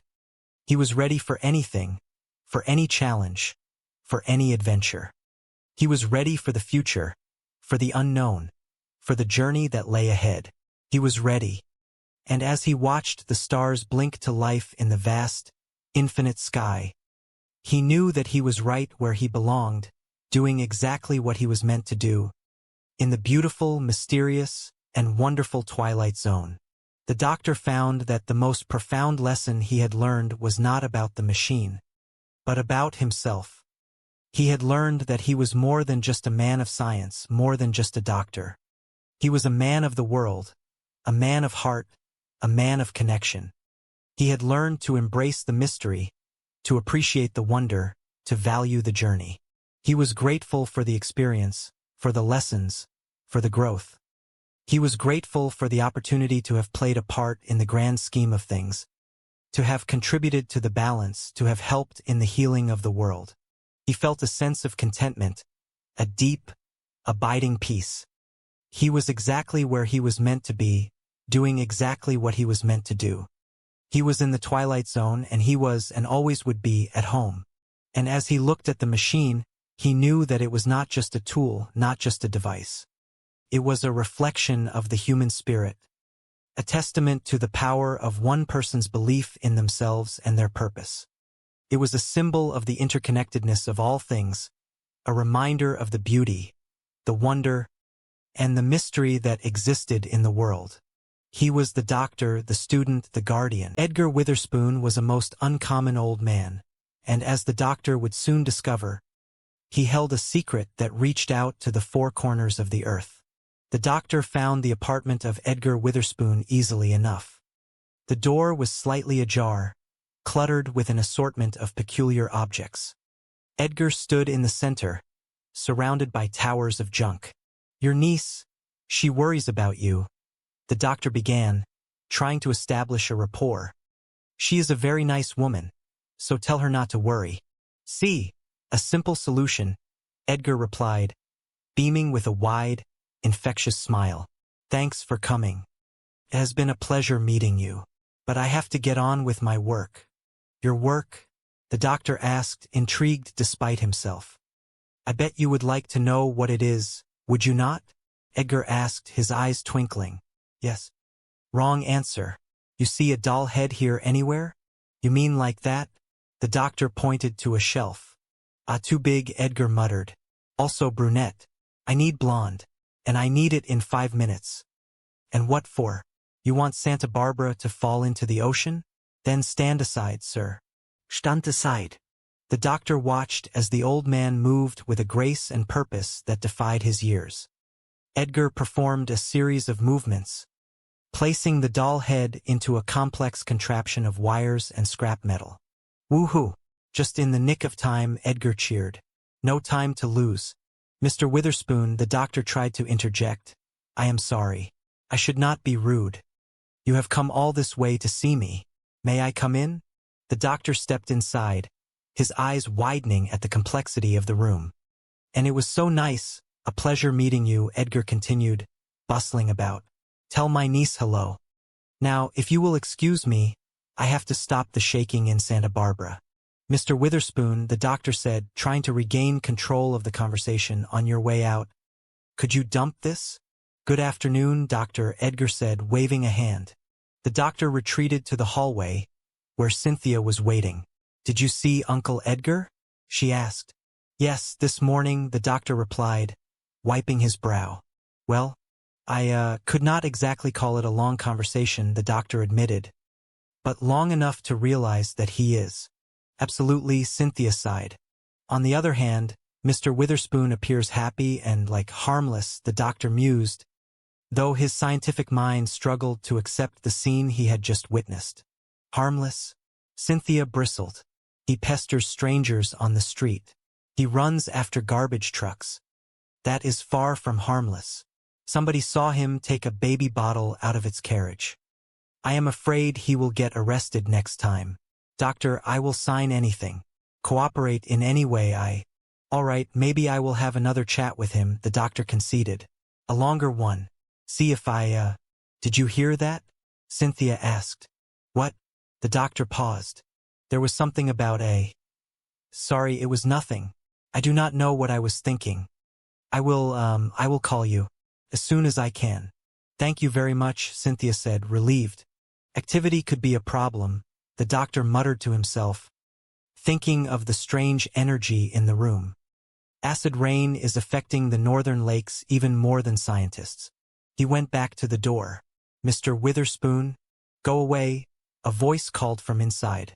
I am not home. It is Dr. Sinclair. I was here last week.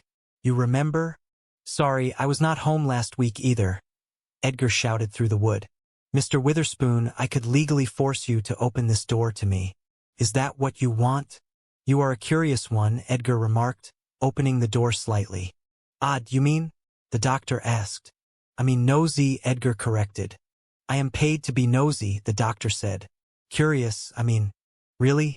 Do you not think that is odd? Most people are curious for nothing. That is very nice for you. Are the hours good? Mr. Witherspoon, why do you collect doll heads, shoes, paper clips? The doctor asked, leaning in. I cannot afford Rembrandts, Edgar replied, his tone serious for a moment. What? The doctor was confused. Oh no. As usual, it has been lovely. Please do not call again. I may have to, the doctor warned. The next time it might not be so lovely, you understand what I mean, Mr. Witherspoon. Wouldn't you rather invite me in of your own free will? You must. Be very, very careful where you walk. The doctor stepped in and his jaw dropped. The room was not a mess.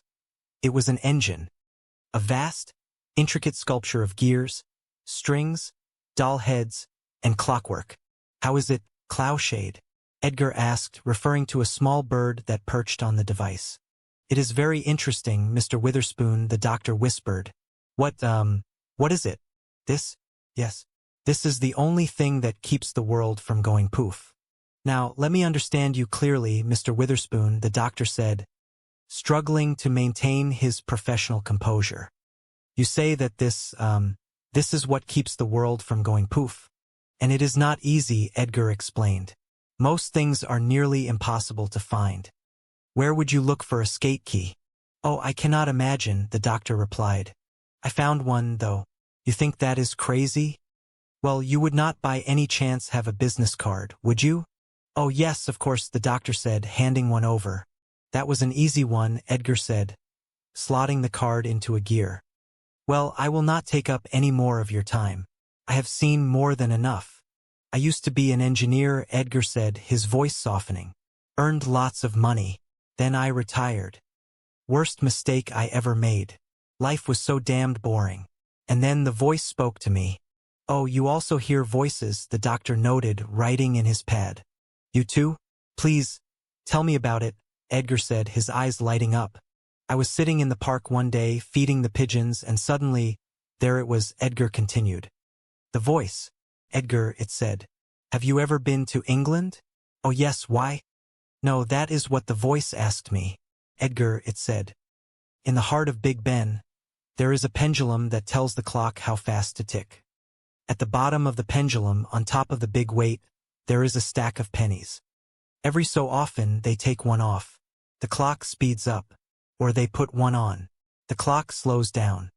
The pennies change the balance just a little, but enough to keep the whole mechanism running perfectly.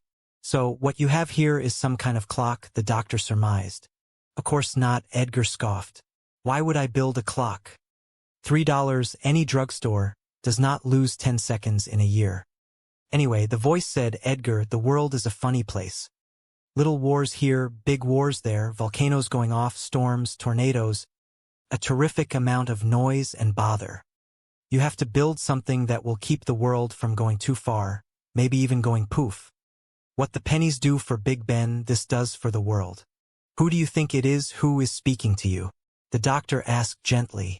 Well, sometimes I think it is God, and then I think no, God would have a deeper voice. Would you care for a prune, doctor? Oh no, thank you, the doctor said, feeling overwhelmed. I was just leaving. But you have just arrived, Edgar noted. Oh, careful. I have no idea how the thing works. All I know is that the voice tells me what it needs, and I get it.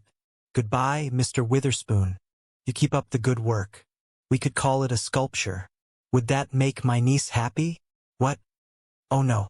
If you happen to run across an old tuba, would you bring it by? I need it in 2 hours.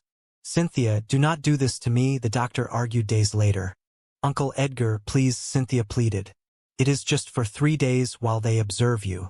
It is too long, Edgar said, looking at his machine. It has to be maintained, kept in balance. Mr. Witherspoon, you hear voices, the doctor said in the hospital room. That is not normal. You must understand that. You hear voices too, Edgar retorted. No, healthy people do not hear voices, the doctor said firmly. You hear mine, do you not? That is not the same thing. Why? What is the difference between a sane man hearing a crazy voice and a crazy man hearing a sane voice? Maybe the truth is somewhere in the middle. You do not understand the risk you are taking. I knew it. There goes Tatoa. What is Tatoa? The doctor asked. A tiny island in the South Pacific, Edgar said sadly. What time is it? 3:17? At 3:17 in the afternoon, Tatoa became history because of you. Please, weather is still time. It will take me days to clean up this junk. Keep her away from it. Remember Tatoa. Classic St. Coast, the doctor thought, noting his observations. Tired, feeling useless, he created. Typical, clear, and ringing. It cut through the silence of the apartment, filling the space with a sense of joy. It was a sound of celebration, a sound of life. He realized that the machine was not just a protector. It was a conductor. And he, as the custodian, was the musician who kept the symphony playing. He shook the tambourine again, faster this time, adding a rhythm to the hum of the machine.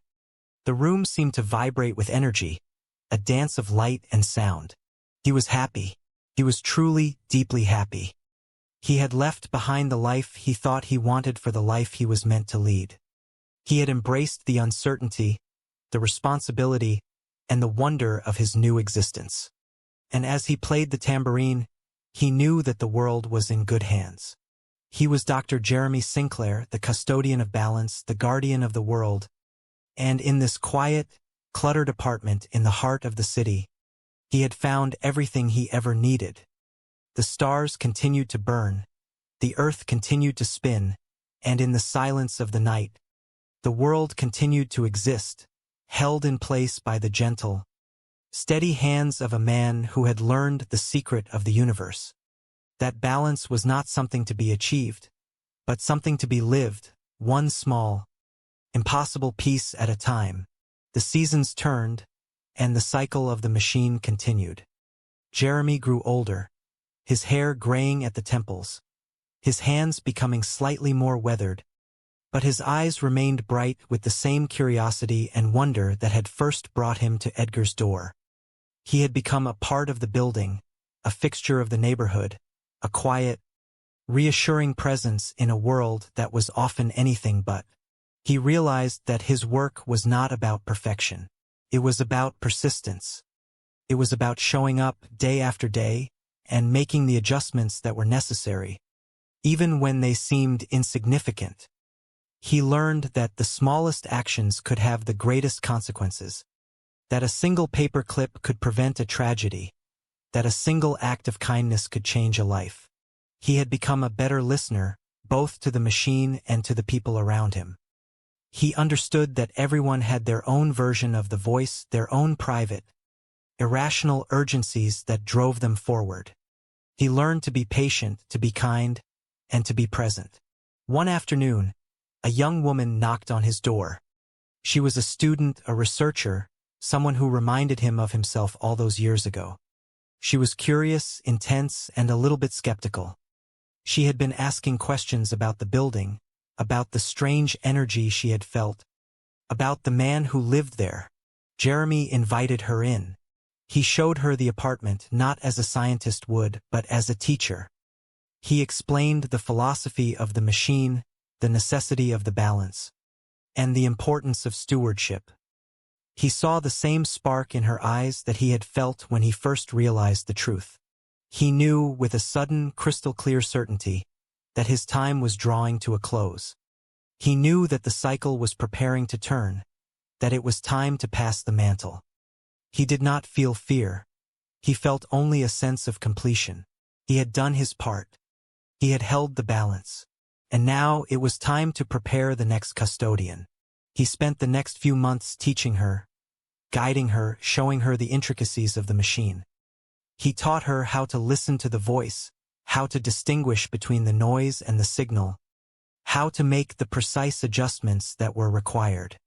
He saw her grow, transform, and embrace the responsibility with a grace that touched him deeply. She was ready.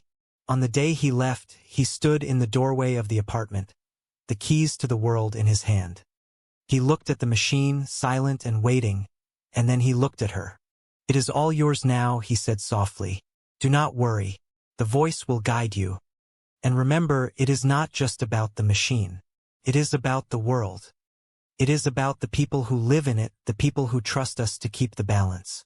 She nodded, her eyes filled with a mixture of awe and determination. "I will do my best, Jeremy." "I know you will," he replied. He turned and walked away, leaving the apartment, the machine, and the weight of the world behind him. He felt light, unburdened, and free. He walked out into the sunshine, taking a deep breath of the fresh, crisp air.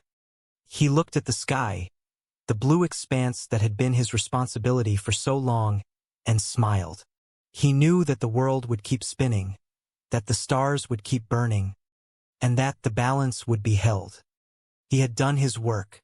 He had been a part of the symphony. And now it was time for his own song to reach its conclusion. He started walking not toward a destination, but toward the journey itself. He had no plan, no map, and no agenda. He was just a man, walking through the world he had helped to preserve, enjoying the sights, the sounds, and the simple, everyday miracles of life. He thought of Edgar, he thought of the student, and he thought of the countless people whose lives he had touched. He felt a profound sense of gratitude. It had been a good life. It had been a meaningful life. And as he walked, he felt the presence of the voice one last time, a gentle, guiding whisper that told him he was home. The world was vast, beautiful, and endlessly complex, and for a few precious years, he had been its guardian. He had held the balance, and he had learned the secret of existence, that life, in all its fragile, unpredictable beauty, was the most important thing of all. And as he disappeared into the crowd, he knew that the machine would keep humming, that the world would keep turning, and that the story would continue, forever held in the delicate, impossible balance of the Twilight Zone. The world is often defined by the things we discard. For Mrs. Milligan, the landlady of a weary apartment building in the heart of the city, that truth was not poetic. It was an irritation that manifested in the form of one tenant, Edgar Witherspoon. He was, by all accounts, a man who had lost his way in the labyrinth of his own mind. To his neighbors, he was a nuisance, a collector of refuse, a man whose apartment was a fire trap of forgotten things. He is crazy, Mrs. Milligan would declare to anyone who would listen. That is what he is. A loony. A nutcase. A genuine wacko. Uncle Edgar is always looking for things. He spent his days scouring the city, not for gold or fame, but for the mundane artifacts of existence. Things like 3 paper clips or a chrome coat hanger, or 1 patent leather tap shoe. He would rummage through trash cans with the intensity of a treasure hunter. He would visit the garbage dumps at the edge of the city, unearthing treasures that others saw only as waste. He bothered the other tenants, asking for bicycle spokes one day and baseball cards the next. And who did the tenants complain to? Yours truly. He would not let anybody into his apartment, not even his own niece, Cynthia. Cynthia was a kind woman, perpetually worried, carrying the weight of familial duty on her shoulders. She turned to the only person she thought could help, a man of science and logic. She brought the problem to the office of Dr. Jeremy Sinclair. He needs your help, Cynthia said, her hands trembling slightly as she smoothed her skirt. Yesterday he wanted a yo-yo, by 6 o'clock, and last week he was looking for pieces of broken dolls. Heads, arms, legs. Please do something, doctor. Please, for his sake. And ours. Of course, the situation was becoming impossible. His bell did not work. Dr. Jeremy Sinclair was a man of medicine, a man who believed in order, clinical diagnosis, and the power of rationality. He adjusted his glasses, nodding with the practiced empathy of a physician. He decided to pay a visit to the apartment building, hoping to speak with this mysterious uncle. He arrived at the basement level, looking for the source of the trouble. Ah, Mrs. Milligan. I think he has disconnected it, Dr. Sinclair said, gesturing toward the silent doorbell. Oh, thank you. Thanks anyway, Mr. Pilchick, the landlady said, gesturing toward a man tinkering with a pipe in the hallway. You are not Mr. Pilchick, the man said, looking up with a confused expression. I am Dr. Jeremy Sinclair, the physician replied politely. May I talk to you, Mr. Pilchick? Some other time, perhaps, the man grunted, turning back to his work. I have to look for a doll head. One old man, living in a private world of irrational urgencies. For Dr. Jeremy Sinclair, it was an all-too-common sight. But life on Earth. He started to bring his own touches to the space. He added a small, comfortable chair, not because he needed it, but because he wanted to be able to sit and appreciate the work. He hung a small painting on the wall, a landscape of a quiet, peaceful forest, to remind himself of what he was protecting. The room felt less like a prison and more like a sanctuary. One day, Cynthia visited. She looked apprehensive, her eyes scanning the room as if expecting to see signs of his mental decline. But when she saw the order, the deliberate placement of every item, and the calm, steady look in Jeremy's eyes, her posture softened. You look different, Jeremy, she said, sitting on the edge of the chair. I am different, he replied, pouring her a cup of tea. I think I finally understand what he was trying to do. It is not about hoarding. It is about stewardship. It is about taking the things that people discard and finding the hidden value in them. She took a sip of the tea, looking around the room. I still do not understand it, she confessed. But I see that you are happy, and I see that you are safe. I am more than safe, Cynthia. I am purposeful. They spent the afternoon talking not about the machine but about the world outside. She told him about her job, her friends, and the simple, everyday challenges she faced. He listened, truly listened, and for a moment he felt a longing for that simple life. But then he felt the faint vibration of the floor, a reminder that there was work to be done. He smiled at her, a look of serene understanding. I have to get back to it, he said gently. But come back again. As she left, Jeremy returned to the machine. He saw that a loose wire was causing a dip in the output. He reached for a paperclip, the very same type Edgar had insisted upon months ago. He shaped it with precise, practiced movements and clicked it into place. The machine purred, the hum deepening into a resonant, musical note. He realized then that the machine was not a static object. It was alive in its own way. It responded to him just as he responded to it. It was a partnership.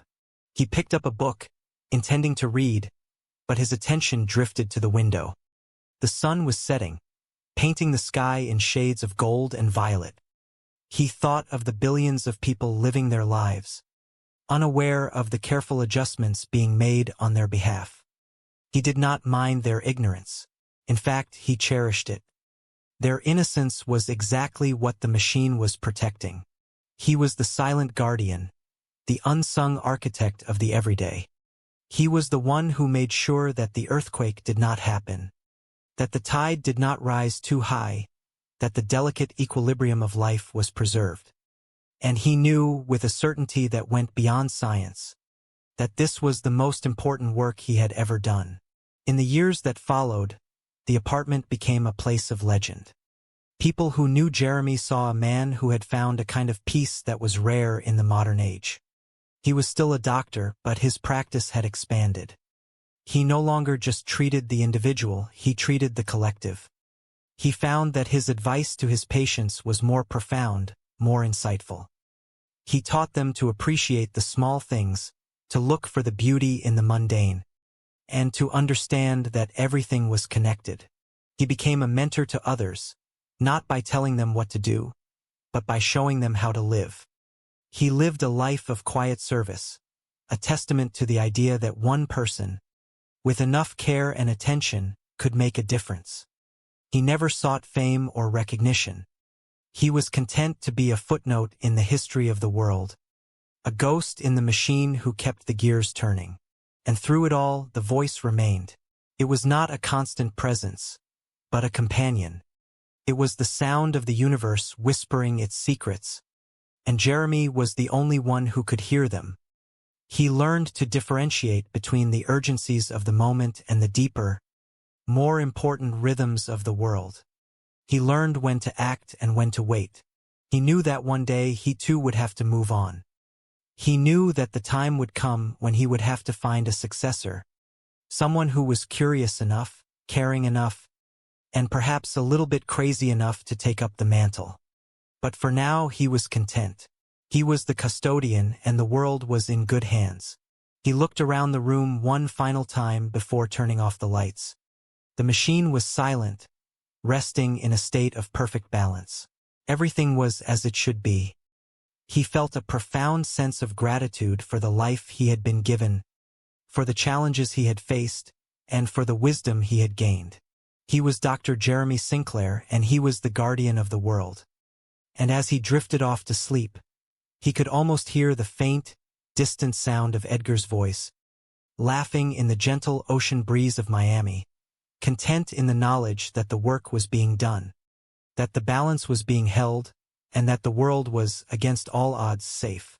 The night air was cool, and the city lights twinkled like stars on the earth below. It was a beautiful, chaotic, and wonderful world, and it was his to watch over. He was ready for whatever the next day would bring. He was ready for the next adjustment, the next challenge, and the next piece of the puzzle that would keep the world from going poof. He was the custodian, and this was his story. The cycle of the days continued, a rhythmic dance of light and shadow, effort and rest. Jeremy found that his life had taken on a structural elegance, much like the machine he tended. He woke with the sun, performed his rounds of adjustments, and spent the remainder of the day in a state of quiet contemplation. The building, which had once seemed so dreary, had become a haven of quietude. Mrs. Milligan, the landlady, had eventually grown used to his presence. She no longer complained about his collections. In fact, she would occasionally leave a small box of found objects at his door, a button, a piece of ribbon, a mismatched key with a knowing, if somewhat confused, nod. Jeremy treated these objects as treasures. He catalogued them, understood their weight, and waited for the moment when the machine would require them to stabilize a particular frequency. He had become a master of his domain, a craftsman of the abstract. One Tuesday, while examining a particularly tricky interference pattern that threatened to destabilize the local climate, he felt a shift in the air. It was a subtle, almost imperceptible change in the pressure. He stood perfectly still, closing his eyes, letting his intuition guide him. He reached for a small, brass cog he had salvaged from a broken music box months ago. He placed it into the primary chamber. The chamber clicked, whirred, and then settled into a smooth, steady rotation. A moment later, his phone rang. It was a news report from a remote region in the mountains. A potential rockslide that had threatened an entire village had been averted by a sudden shift in wind patterns that no meteorologist could explain. Jeremy smiled to himself. He did not need credit. He did not need accolades. The village was safe. That was enough. He walked to the window and looked out at the sprawling city. He saw a young couple walking hand in hand, a dog chasing a ball in the park, a bus driver helping an elderly woman climb the stairs. He saw the threads of humanity, the connections that bound them all together. He realized that the machine was not just a tool for control. It was a testament to the fragility and the endurance of life. He thought about the nature of his existence. Was he a prisoner of this role, or was he its master? He realized that the question was irrelevant. He was part of something larger than himself, a grand design that required his participation. He was a link in a chain that stretched back to the beginning of time and forward into an infinite future. He sat in his chair, the one he had added months ago, and watched the twilight deepen. He felt a sense of profound contentment. He had found his purpose, and in doing so, he had found himself. He was no longer the skeptical, distant psychiatrist. He was a man who understood the mystery of existence, a man who saw the beauty in the chaos. He wondered if Edgar ever thought of him. He liked to think that he did. He imagined Edgar, sitting on his beach, feeling a gentle breeze that Jeremy had helped to create, and smiling. It was a comforting thought, a bridge across the miles and the years. He picked up the tambourine, which had been sitting on the shelf for weeks. He felt a sudden, inexplicable urge to play it. He gave it a gentle shake. The sound was bright. Would you bring it by? I need it in 2 hours. Cynthia, do not do this to me. Uncle Edgar, please. It is just for 3 days while they observe you. It is too long. It has to be maintained, kept in balance. Mr. Witherspoon, you hear voices. That is not normal. You must understand that. You hear voices, too. No, healthy people do not hear voices. You hear mine, do you not? That is not the same thing. Why? What is the difference between a sane man hearing a crazy voice and a crazy man hearing a sane voice? Maybe the truth is somewhere in the middle. You do not understand the risk you are taking. I knew it. There goes Tatoa. What is Tatoa? A tiny island in the South Pacific. What time is it? 3:17? At 3:17 in the afternoon, Tatoa became history because of you. Please, weather is still time. It will take me days to clean up this junk. Keep her away from it. Remember Tatoa. Dr. Sinclair watched the man be taken away. He walked to his office, his mind racing. He turned on the radio. Mideast stalemate continues. Congress passes Transportation Act.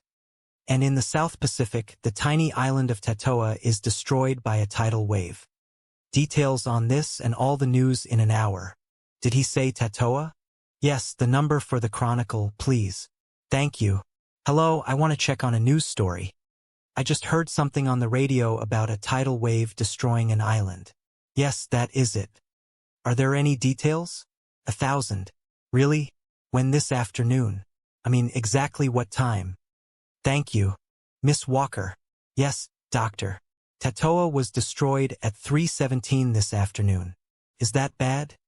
Last week, Santa Barbara was hit by an earthquake. I am not taking any chances.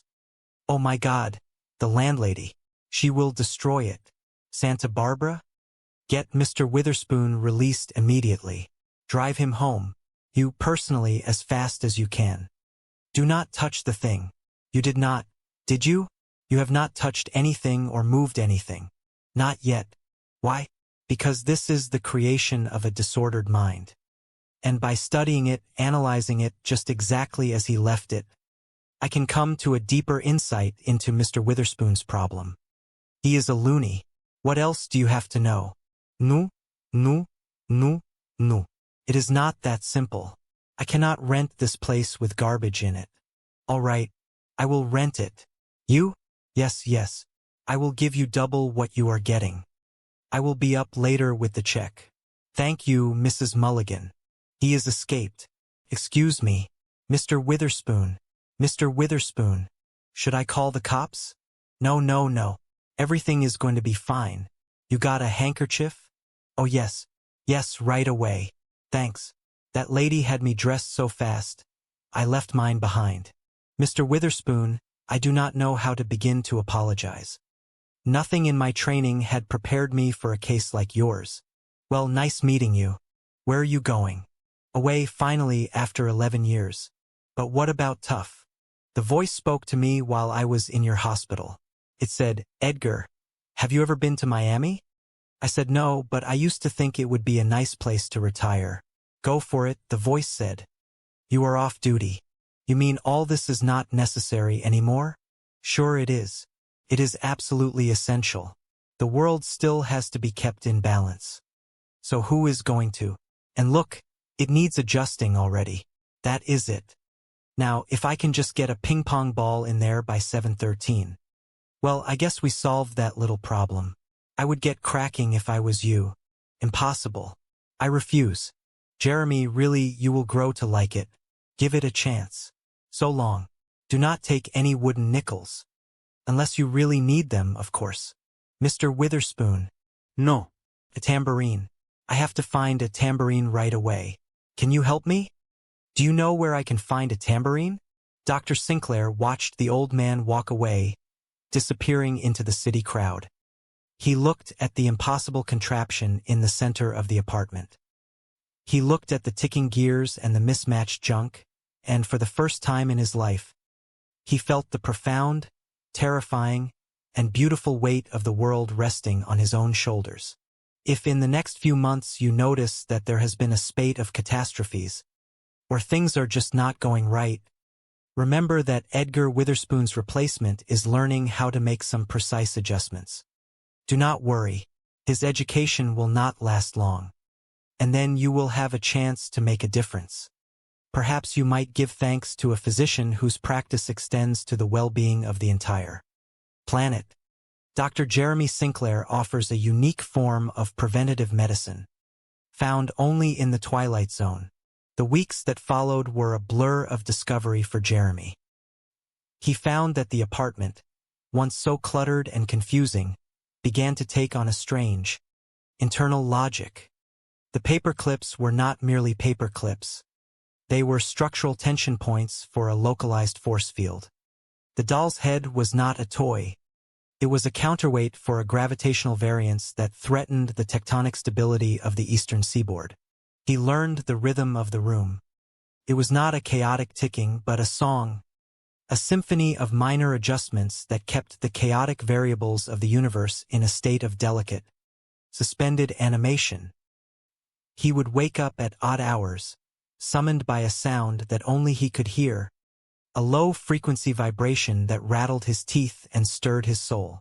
One evening, as the moon cast long, silver shadows across his makeshift laboratory, Jeremy held a ping-pong ball in his hand. He had spent 3 hours searching for the correct weight, having tried a wooden marble and a glass bead before realizing the specific density required was that of an air-filled celluloid sphere. He placed it into the mechanism with a steady hand. The machine groaned, shifted, and settled into a satisfied hum. Somewhere, thousands of miles away, a storm that had been gathering force over a coastal village dissipated into a gentle mist. Jeremy sat back, exhausted but content. He realized that the doctor he had been, the man who analyzed, labeled, and categorized human behavior into neat little boxes, was gone. In his place was a guardian, a custodian of the impossible. He thought of Edgar, probably sitting on a beach in Miami, watching the waves and listening to the voice. He wondered if Edgar ever missed the pressure, or if he felt the same sense of freedom in retirement that Jeremy felt in his new obligation. He suspected it was the latter. The voice, he realized, was not a hallucination. It was the universe asking for help, and Edgar had simply been the first to answer the call. Jeremy picked up his pen and began to write in the ledger Edgar had left behind. He recorded the dates, the items needed, and the results of his adjustments. It was a diary of the unseen, a chronicle of the near misses and the averted disasters. He was a scientist, after all, and he knew that data was the backbone of understanding. He found himself walking the city streets with a new perspective. He no longer saw just people, he saw the threads of their lives, the potential for joy and sorrow that he was now quietly safeguarding. He stopped to help an elderly man across the street, not because of duty, but because he understood that every small human interaction was another variable in the great, unfolding mystery of existence. One afternoon, he received a package in the mail. There was no return address. Inside, wrapped in brown paper, was a tambourine. He smiled, a genuine warm smile that reached his eyes. He did not need it yet, but he knew that one day, perhaps soon, the machine would demand it to stabilize a fluctuating weather pattern in the southern hemisphere. He placed it on a shelf, right next to a stack of old baseball cards. He was no longer just a doctor. He was a participant. And as he looked out the window at the bustling, oblivious world below, he knew that everything was going to be exactly as it needed to be. The world was spinning, the stars were turning, and for now the delicate, improbable, and wonderful balance was maintained.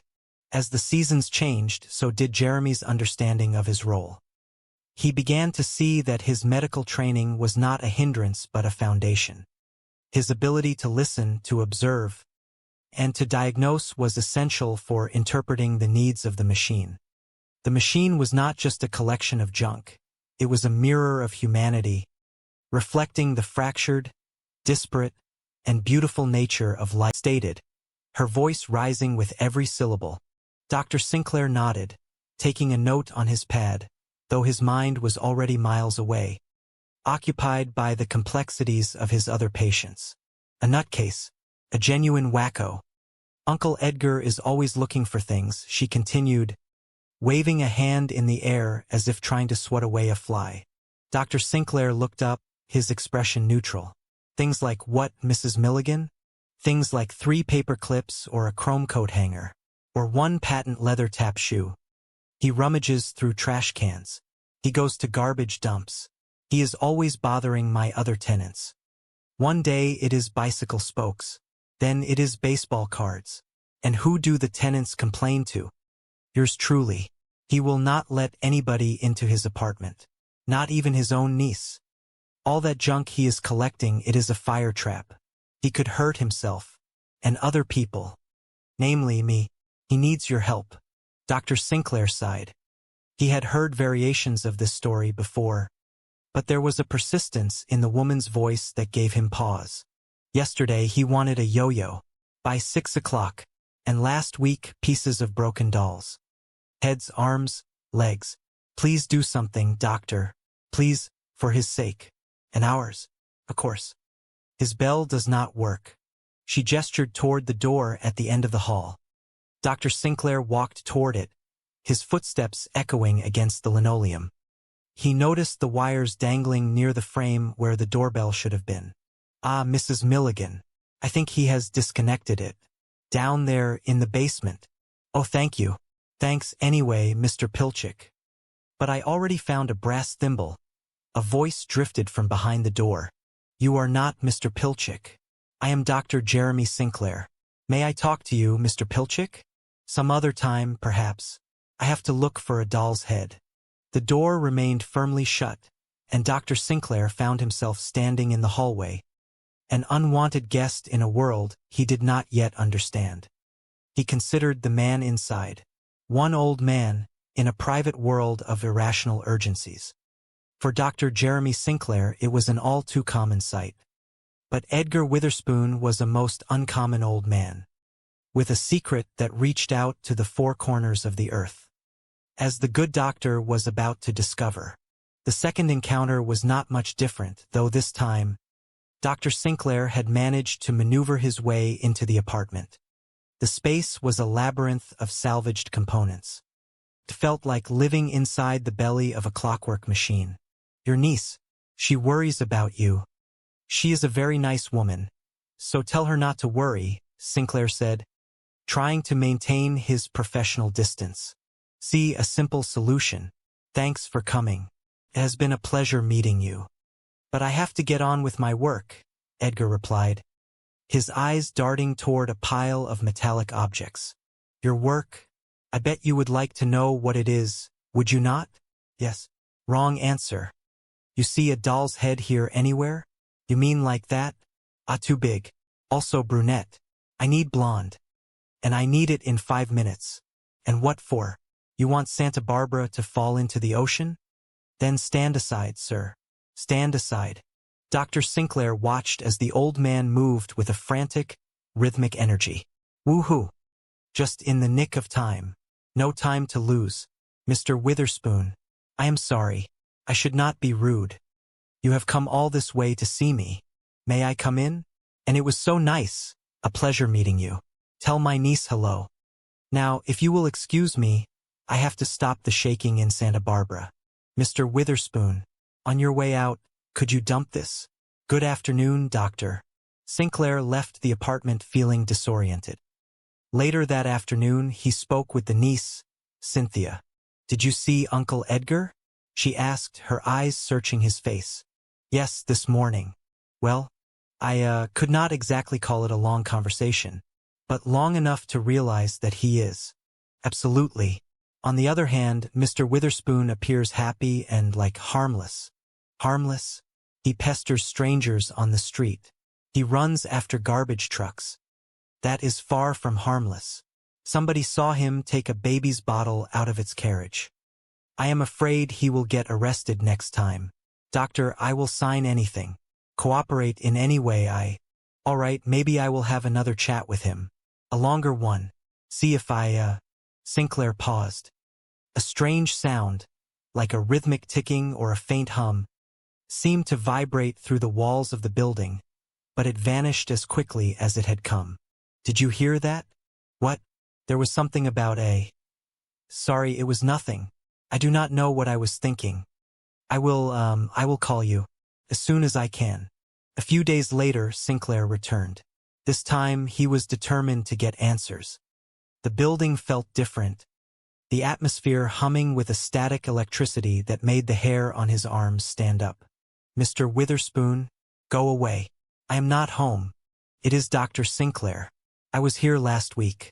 You remember? Sorry, I was not home last week either. Mr. Witherspoon, I could legally force you to open this door to me. Is that what you want? You are a curious one. Odd, you mean? I mean nosy. I am paid to be nosy. Curious, really? Do you not think that is odd? Most people are curious for nothing. That is very nice for you. Are the hours good? Mr. Witherspoon, why do you collect dolls' heads, shoes, paper clips? I cannot afford Rembrandts. The door opened just a crack, and Sinclair saw a whirlwind of wires, gears, and oddments filling the room. What? Oh no. Oh no. As usual, it has been lovely. Please do not call again. I may have to. The next time it might not be so lovely, you understand what I mean, Mr. Witherspoon. Wouldn't you rather invite me in of your own free will? You must. You must. Be very, very careful where you walk. Sinclair stepped inside. It was a cathedral of chaos. In the center, a construction stood, vibrating and clicking. How is it, Cloushade? It is very interesting, Mr. Witherspoon. What is it? This? Yes. This is the only thing that keeps the world from going poof. Now, let me understand you clearly, Mr. Witherspoon. You say that this is what keeps the world from going poof. And it is not easy. Most things are nearly impossible to find. Where would you look for a skate key? Oh, I cannot imagine. I found one, though. You think that is crazy? Well, you would not by any chance have a business card, would you? Oh, yes, of course. That was an easy one. Well, I will not take up any more of your time. I have seen more than enough. I used to be an engineer, earned lots of money. Then I retired. Worst mistake I ever made. Life was so damned boring. And then the voice spoke to me. Oh, you also hear voices. You too? Please tell me about it. I was sitting in the park one day, feeding the pigeons, and suddenly, there it was. The voice. Edgar, it said. Have you ever been to England? Oh yes, why? No, that is what the voice asked me. Edgar, it said. In the heart of Big Ben, there is a pendulum that tells the clock how fast to tick. At the bottom of the pendulum, on top of the big weight, there is a stack of pennies. Every so often, they take one off. The clock speeds up. Or they put one on. The clock slows down. The pennies change the balance just a little, but enough to keep the whole mechanism running perfectly. So what you have here is some kind of clock. Of course not. Why would I build a clock? $3, any drugstore, does not lose 10 seconds in a year. Anyway, the voice said, Edgar, the world is a funny place. Little wars here, big wars there, volcanoes going off, storms, tornadoes, a terrific amount of noise and bother. You have to build something that will keep the world from going too far, maybe even going poof. What the pennies do for Big Ben, this does for the world. Who do you think it is who is speaking to you? Well, sometimes I think it is God, and then I think, no, God would have a deeper voice. Would you care for a prune, doctor? Oh, no, thank you. I was just leaving. But you have just arrived. Oh, careful. I have no idea how the thing works. All I know is that the voice tells me what it needs, and I get it. Goodbye, Mr. Witherspoon. The final confrontation of beliefs happened in the sterile, white-walled confines of the psychiatric ward. Cynthia watched with tears in her eyes as the staff led Edgar toward the observation room. You keep up the good work. We could call it a sculpture. Would that make my niece happy? What? Oh no. If you happen to run across an old tuba. And yet, there was something in the way the old man spoke, a lack of ego, a simple, earnest devotion to his task that gave the doctor pause. It was not a cry for attention. It was a job. Quiet, thankless, absolutely necessary job. But who told you to do this? The doctor asked, leaning closer. Who told you that you were the one responsible for the safety of the world? Mr. Witherspoon looked at him, his gaze clear and steady. The voice told me, he said. I was sitting in the park, feeding the pigeons, and the voice spoke to me, told me what needed to be done. I do not question it. I simply provide the parts. As the days passed, the doctor found himself returning to the apartment, not as a physician, but as an observer and eventually as an accomplice. He watched as Mr. Witherspoon tracked the news, the global events, the tremors, and the politics. He watched him calculate the needs of the world against the supply of his collection. When a storm gathered in the southern hemisphere, Edgar would search for a specific kind of string. When a political stalemate persisted in the eastern region, he would hunt for a particular shade of blue paint. It was absurd. It was logically impossible. And yet, the doctor could not ignore the correlation. Every time Edgar fixed a piece of his contraption, the reports on the news seemed to mellow. The sharp edges of global conflict seemed to soften, even if just for a day. Dr. Sinclair began to document it, not in his medical journals, but in a private notebook of his own. He cataloged the requests, the items found, and the subsequent events. He found himself, much to his own chagrin, scouring flea markets and garage sales for a tambourine or a ping-pong ball, just in case Edgar needed it. He felt like a man who had stepped through a looking glass into a world where the laws of physics were suggestions, and the laws of kindness were the only true gravity. The niece, Cynthia, continued to push for a medical intervention. She saw only an old man wasting his life in a room filled with trash. She did not see the threads of the universe that her uncle was knitting back together. The doctor found himself caught in the middle, defending Edgar while trying to maintain his own professional sanity. He told Cynthia that Edgar was harmless, that he was happy, and that he was doing no damage to anyone. But the pressure grew. The landlord wanted the space back, and the hospital expected results. One afternoon, the inevitable happened. They insisted on a short stay at the clinic for observation. Mr. Witherspoon was taken away, leaving his apartment empty and his machine silent. The doctor felt a hollow ache in his chest, a sense of impending dread. He stood in the silent room, looking at the unfinished contraption on the table. It looked fragile now, like a house of cards that might collapse at any second. That night, the news reported a catastrophe on the other side of the world. A tidal wave had struck an island. The doctor watched the television screen, his heart pounding. The time of the incident, the location, the scale, it all lined up perfectly with the gap in the machine. He realized, with a clarity that was both terrifying and beautiful, that the machine had been holding the pressure, and without Edgar to make the adjustments, the pressure had released in the only way it could. He rushed to the facility, bypassing the administrators and the standard procedures. He demanded to see Mr. Witherspoon. He found him in a quiet room, sitting by a window, looking out at the sky. Edgar looked smaller, tired, and old. "We need you back," the doctor said, his voice urgent. "The island of Tatoa. It is gone. The balance is failing." Mr. Witherspoon turned his head, his eyes unfocused. "I am tired, doctor. I have done this for 11 years. I have kept the peace. It is someone else's turn. But I do not know how," the doctor protested. "I have spent months watching you, but I do not know how to listen to the voice. I do not know how to find the parts." Mr. Witherspoon reached out and took the doctor's hand. His grip was surprisingly strong. "You do not need to listen for the voice, doctor. You only need to care enough to try.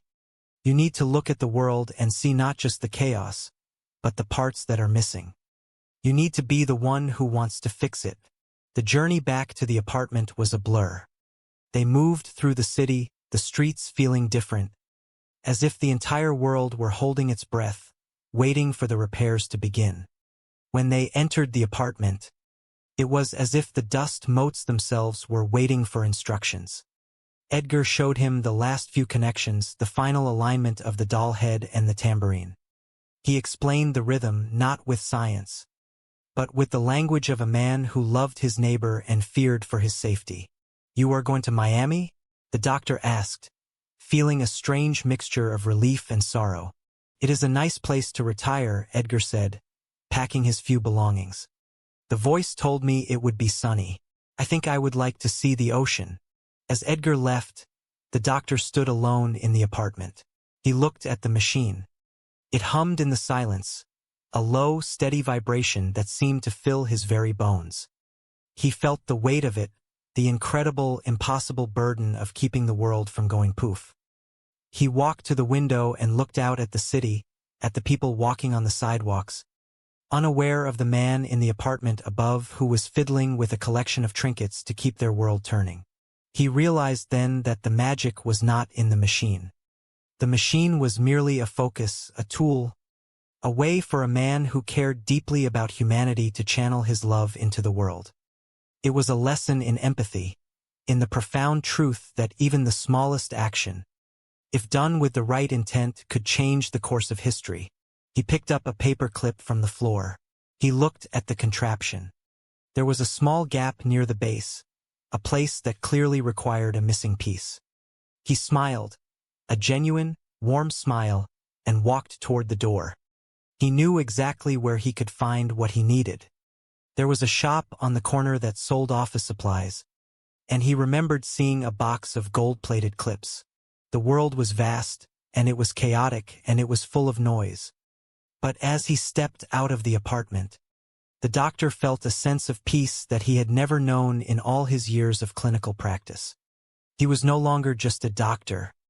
He was a guardian, a student of the small things, and a believer in the power of the overlooked. He walked down the stairs, his step light and purposeful, ready to find the next part, ready to keep the balance, and ready to see just how much good one man with the right heart could do for the world. The twilight was falling, casting long, soft shadows over the street. But for the first time in his life, the doctor was not afraid of the dark. He was too busy looking for the light, one piece of the puzzle at a time. He thought of the island that had been lost, and he resolved that there would be no more islands lost on his watch. He would listen to the wind, he would watch the news, and he would keep his eyes open for the strange, the broken, and the beautiful. He had become part of the great, invisible repair crew that held existence together, and though he would never receive a medal or a mention in the history books, the knowledge that he was doing his part was enough. It was more than enough. The city hummed around him, a cacophony of life, and in that hum, he heard the rhythm that Edgar had taught him. It was a rhythm of hope, of resilience, and of the enduring, quiet power of the human spirit to mend what was broken. He walked forward into the evening, a doctor of a different sort, prepared to heal the world, not with medicine but with a tambourine, a paper clip, and a heart that finally understood that everything, no matter how small, mattered. The world would not go poof today or tomorrow, because there was someone watching, someone caring, and someone waiting to place the next piece, just right at the perfect time. And that, he realized, was the greatest discovery of his life.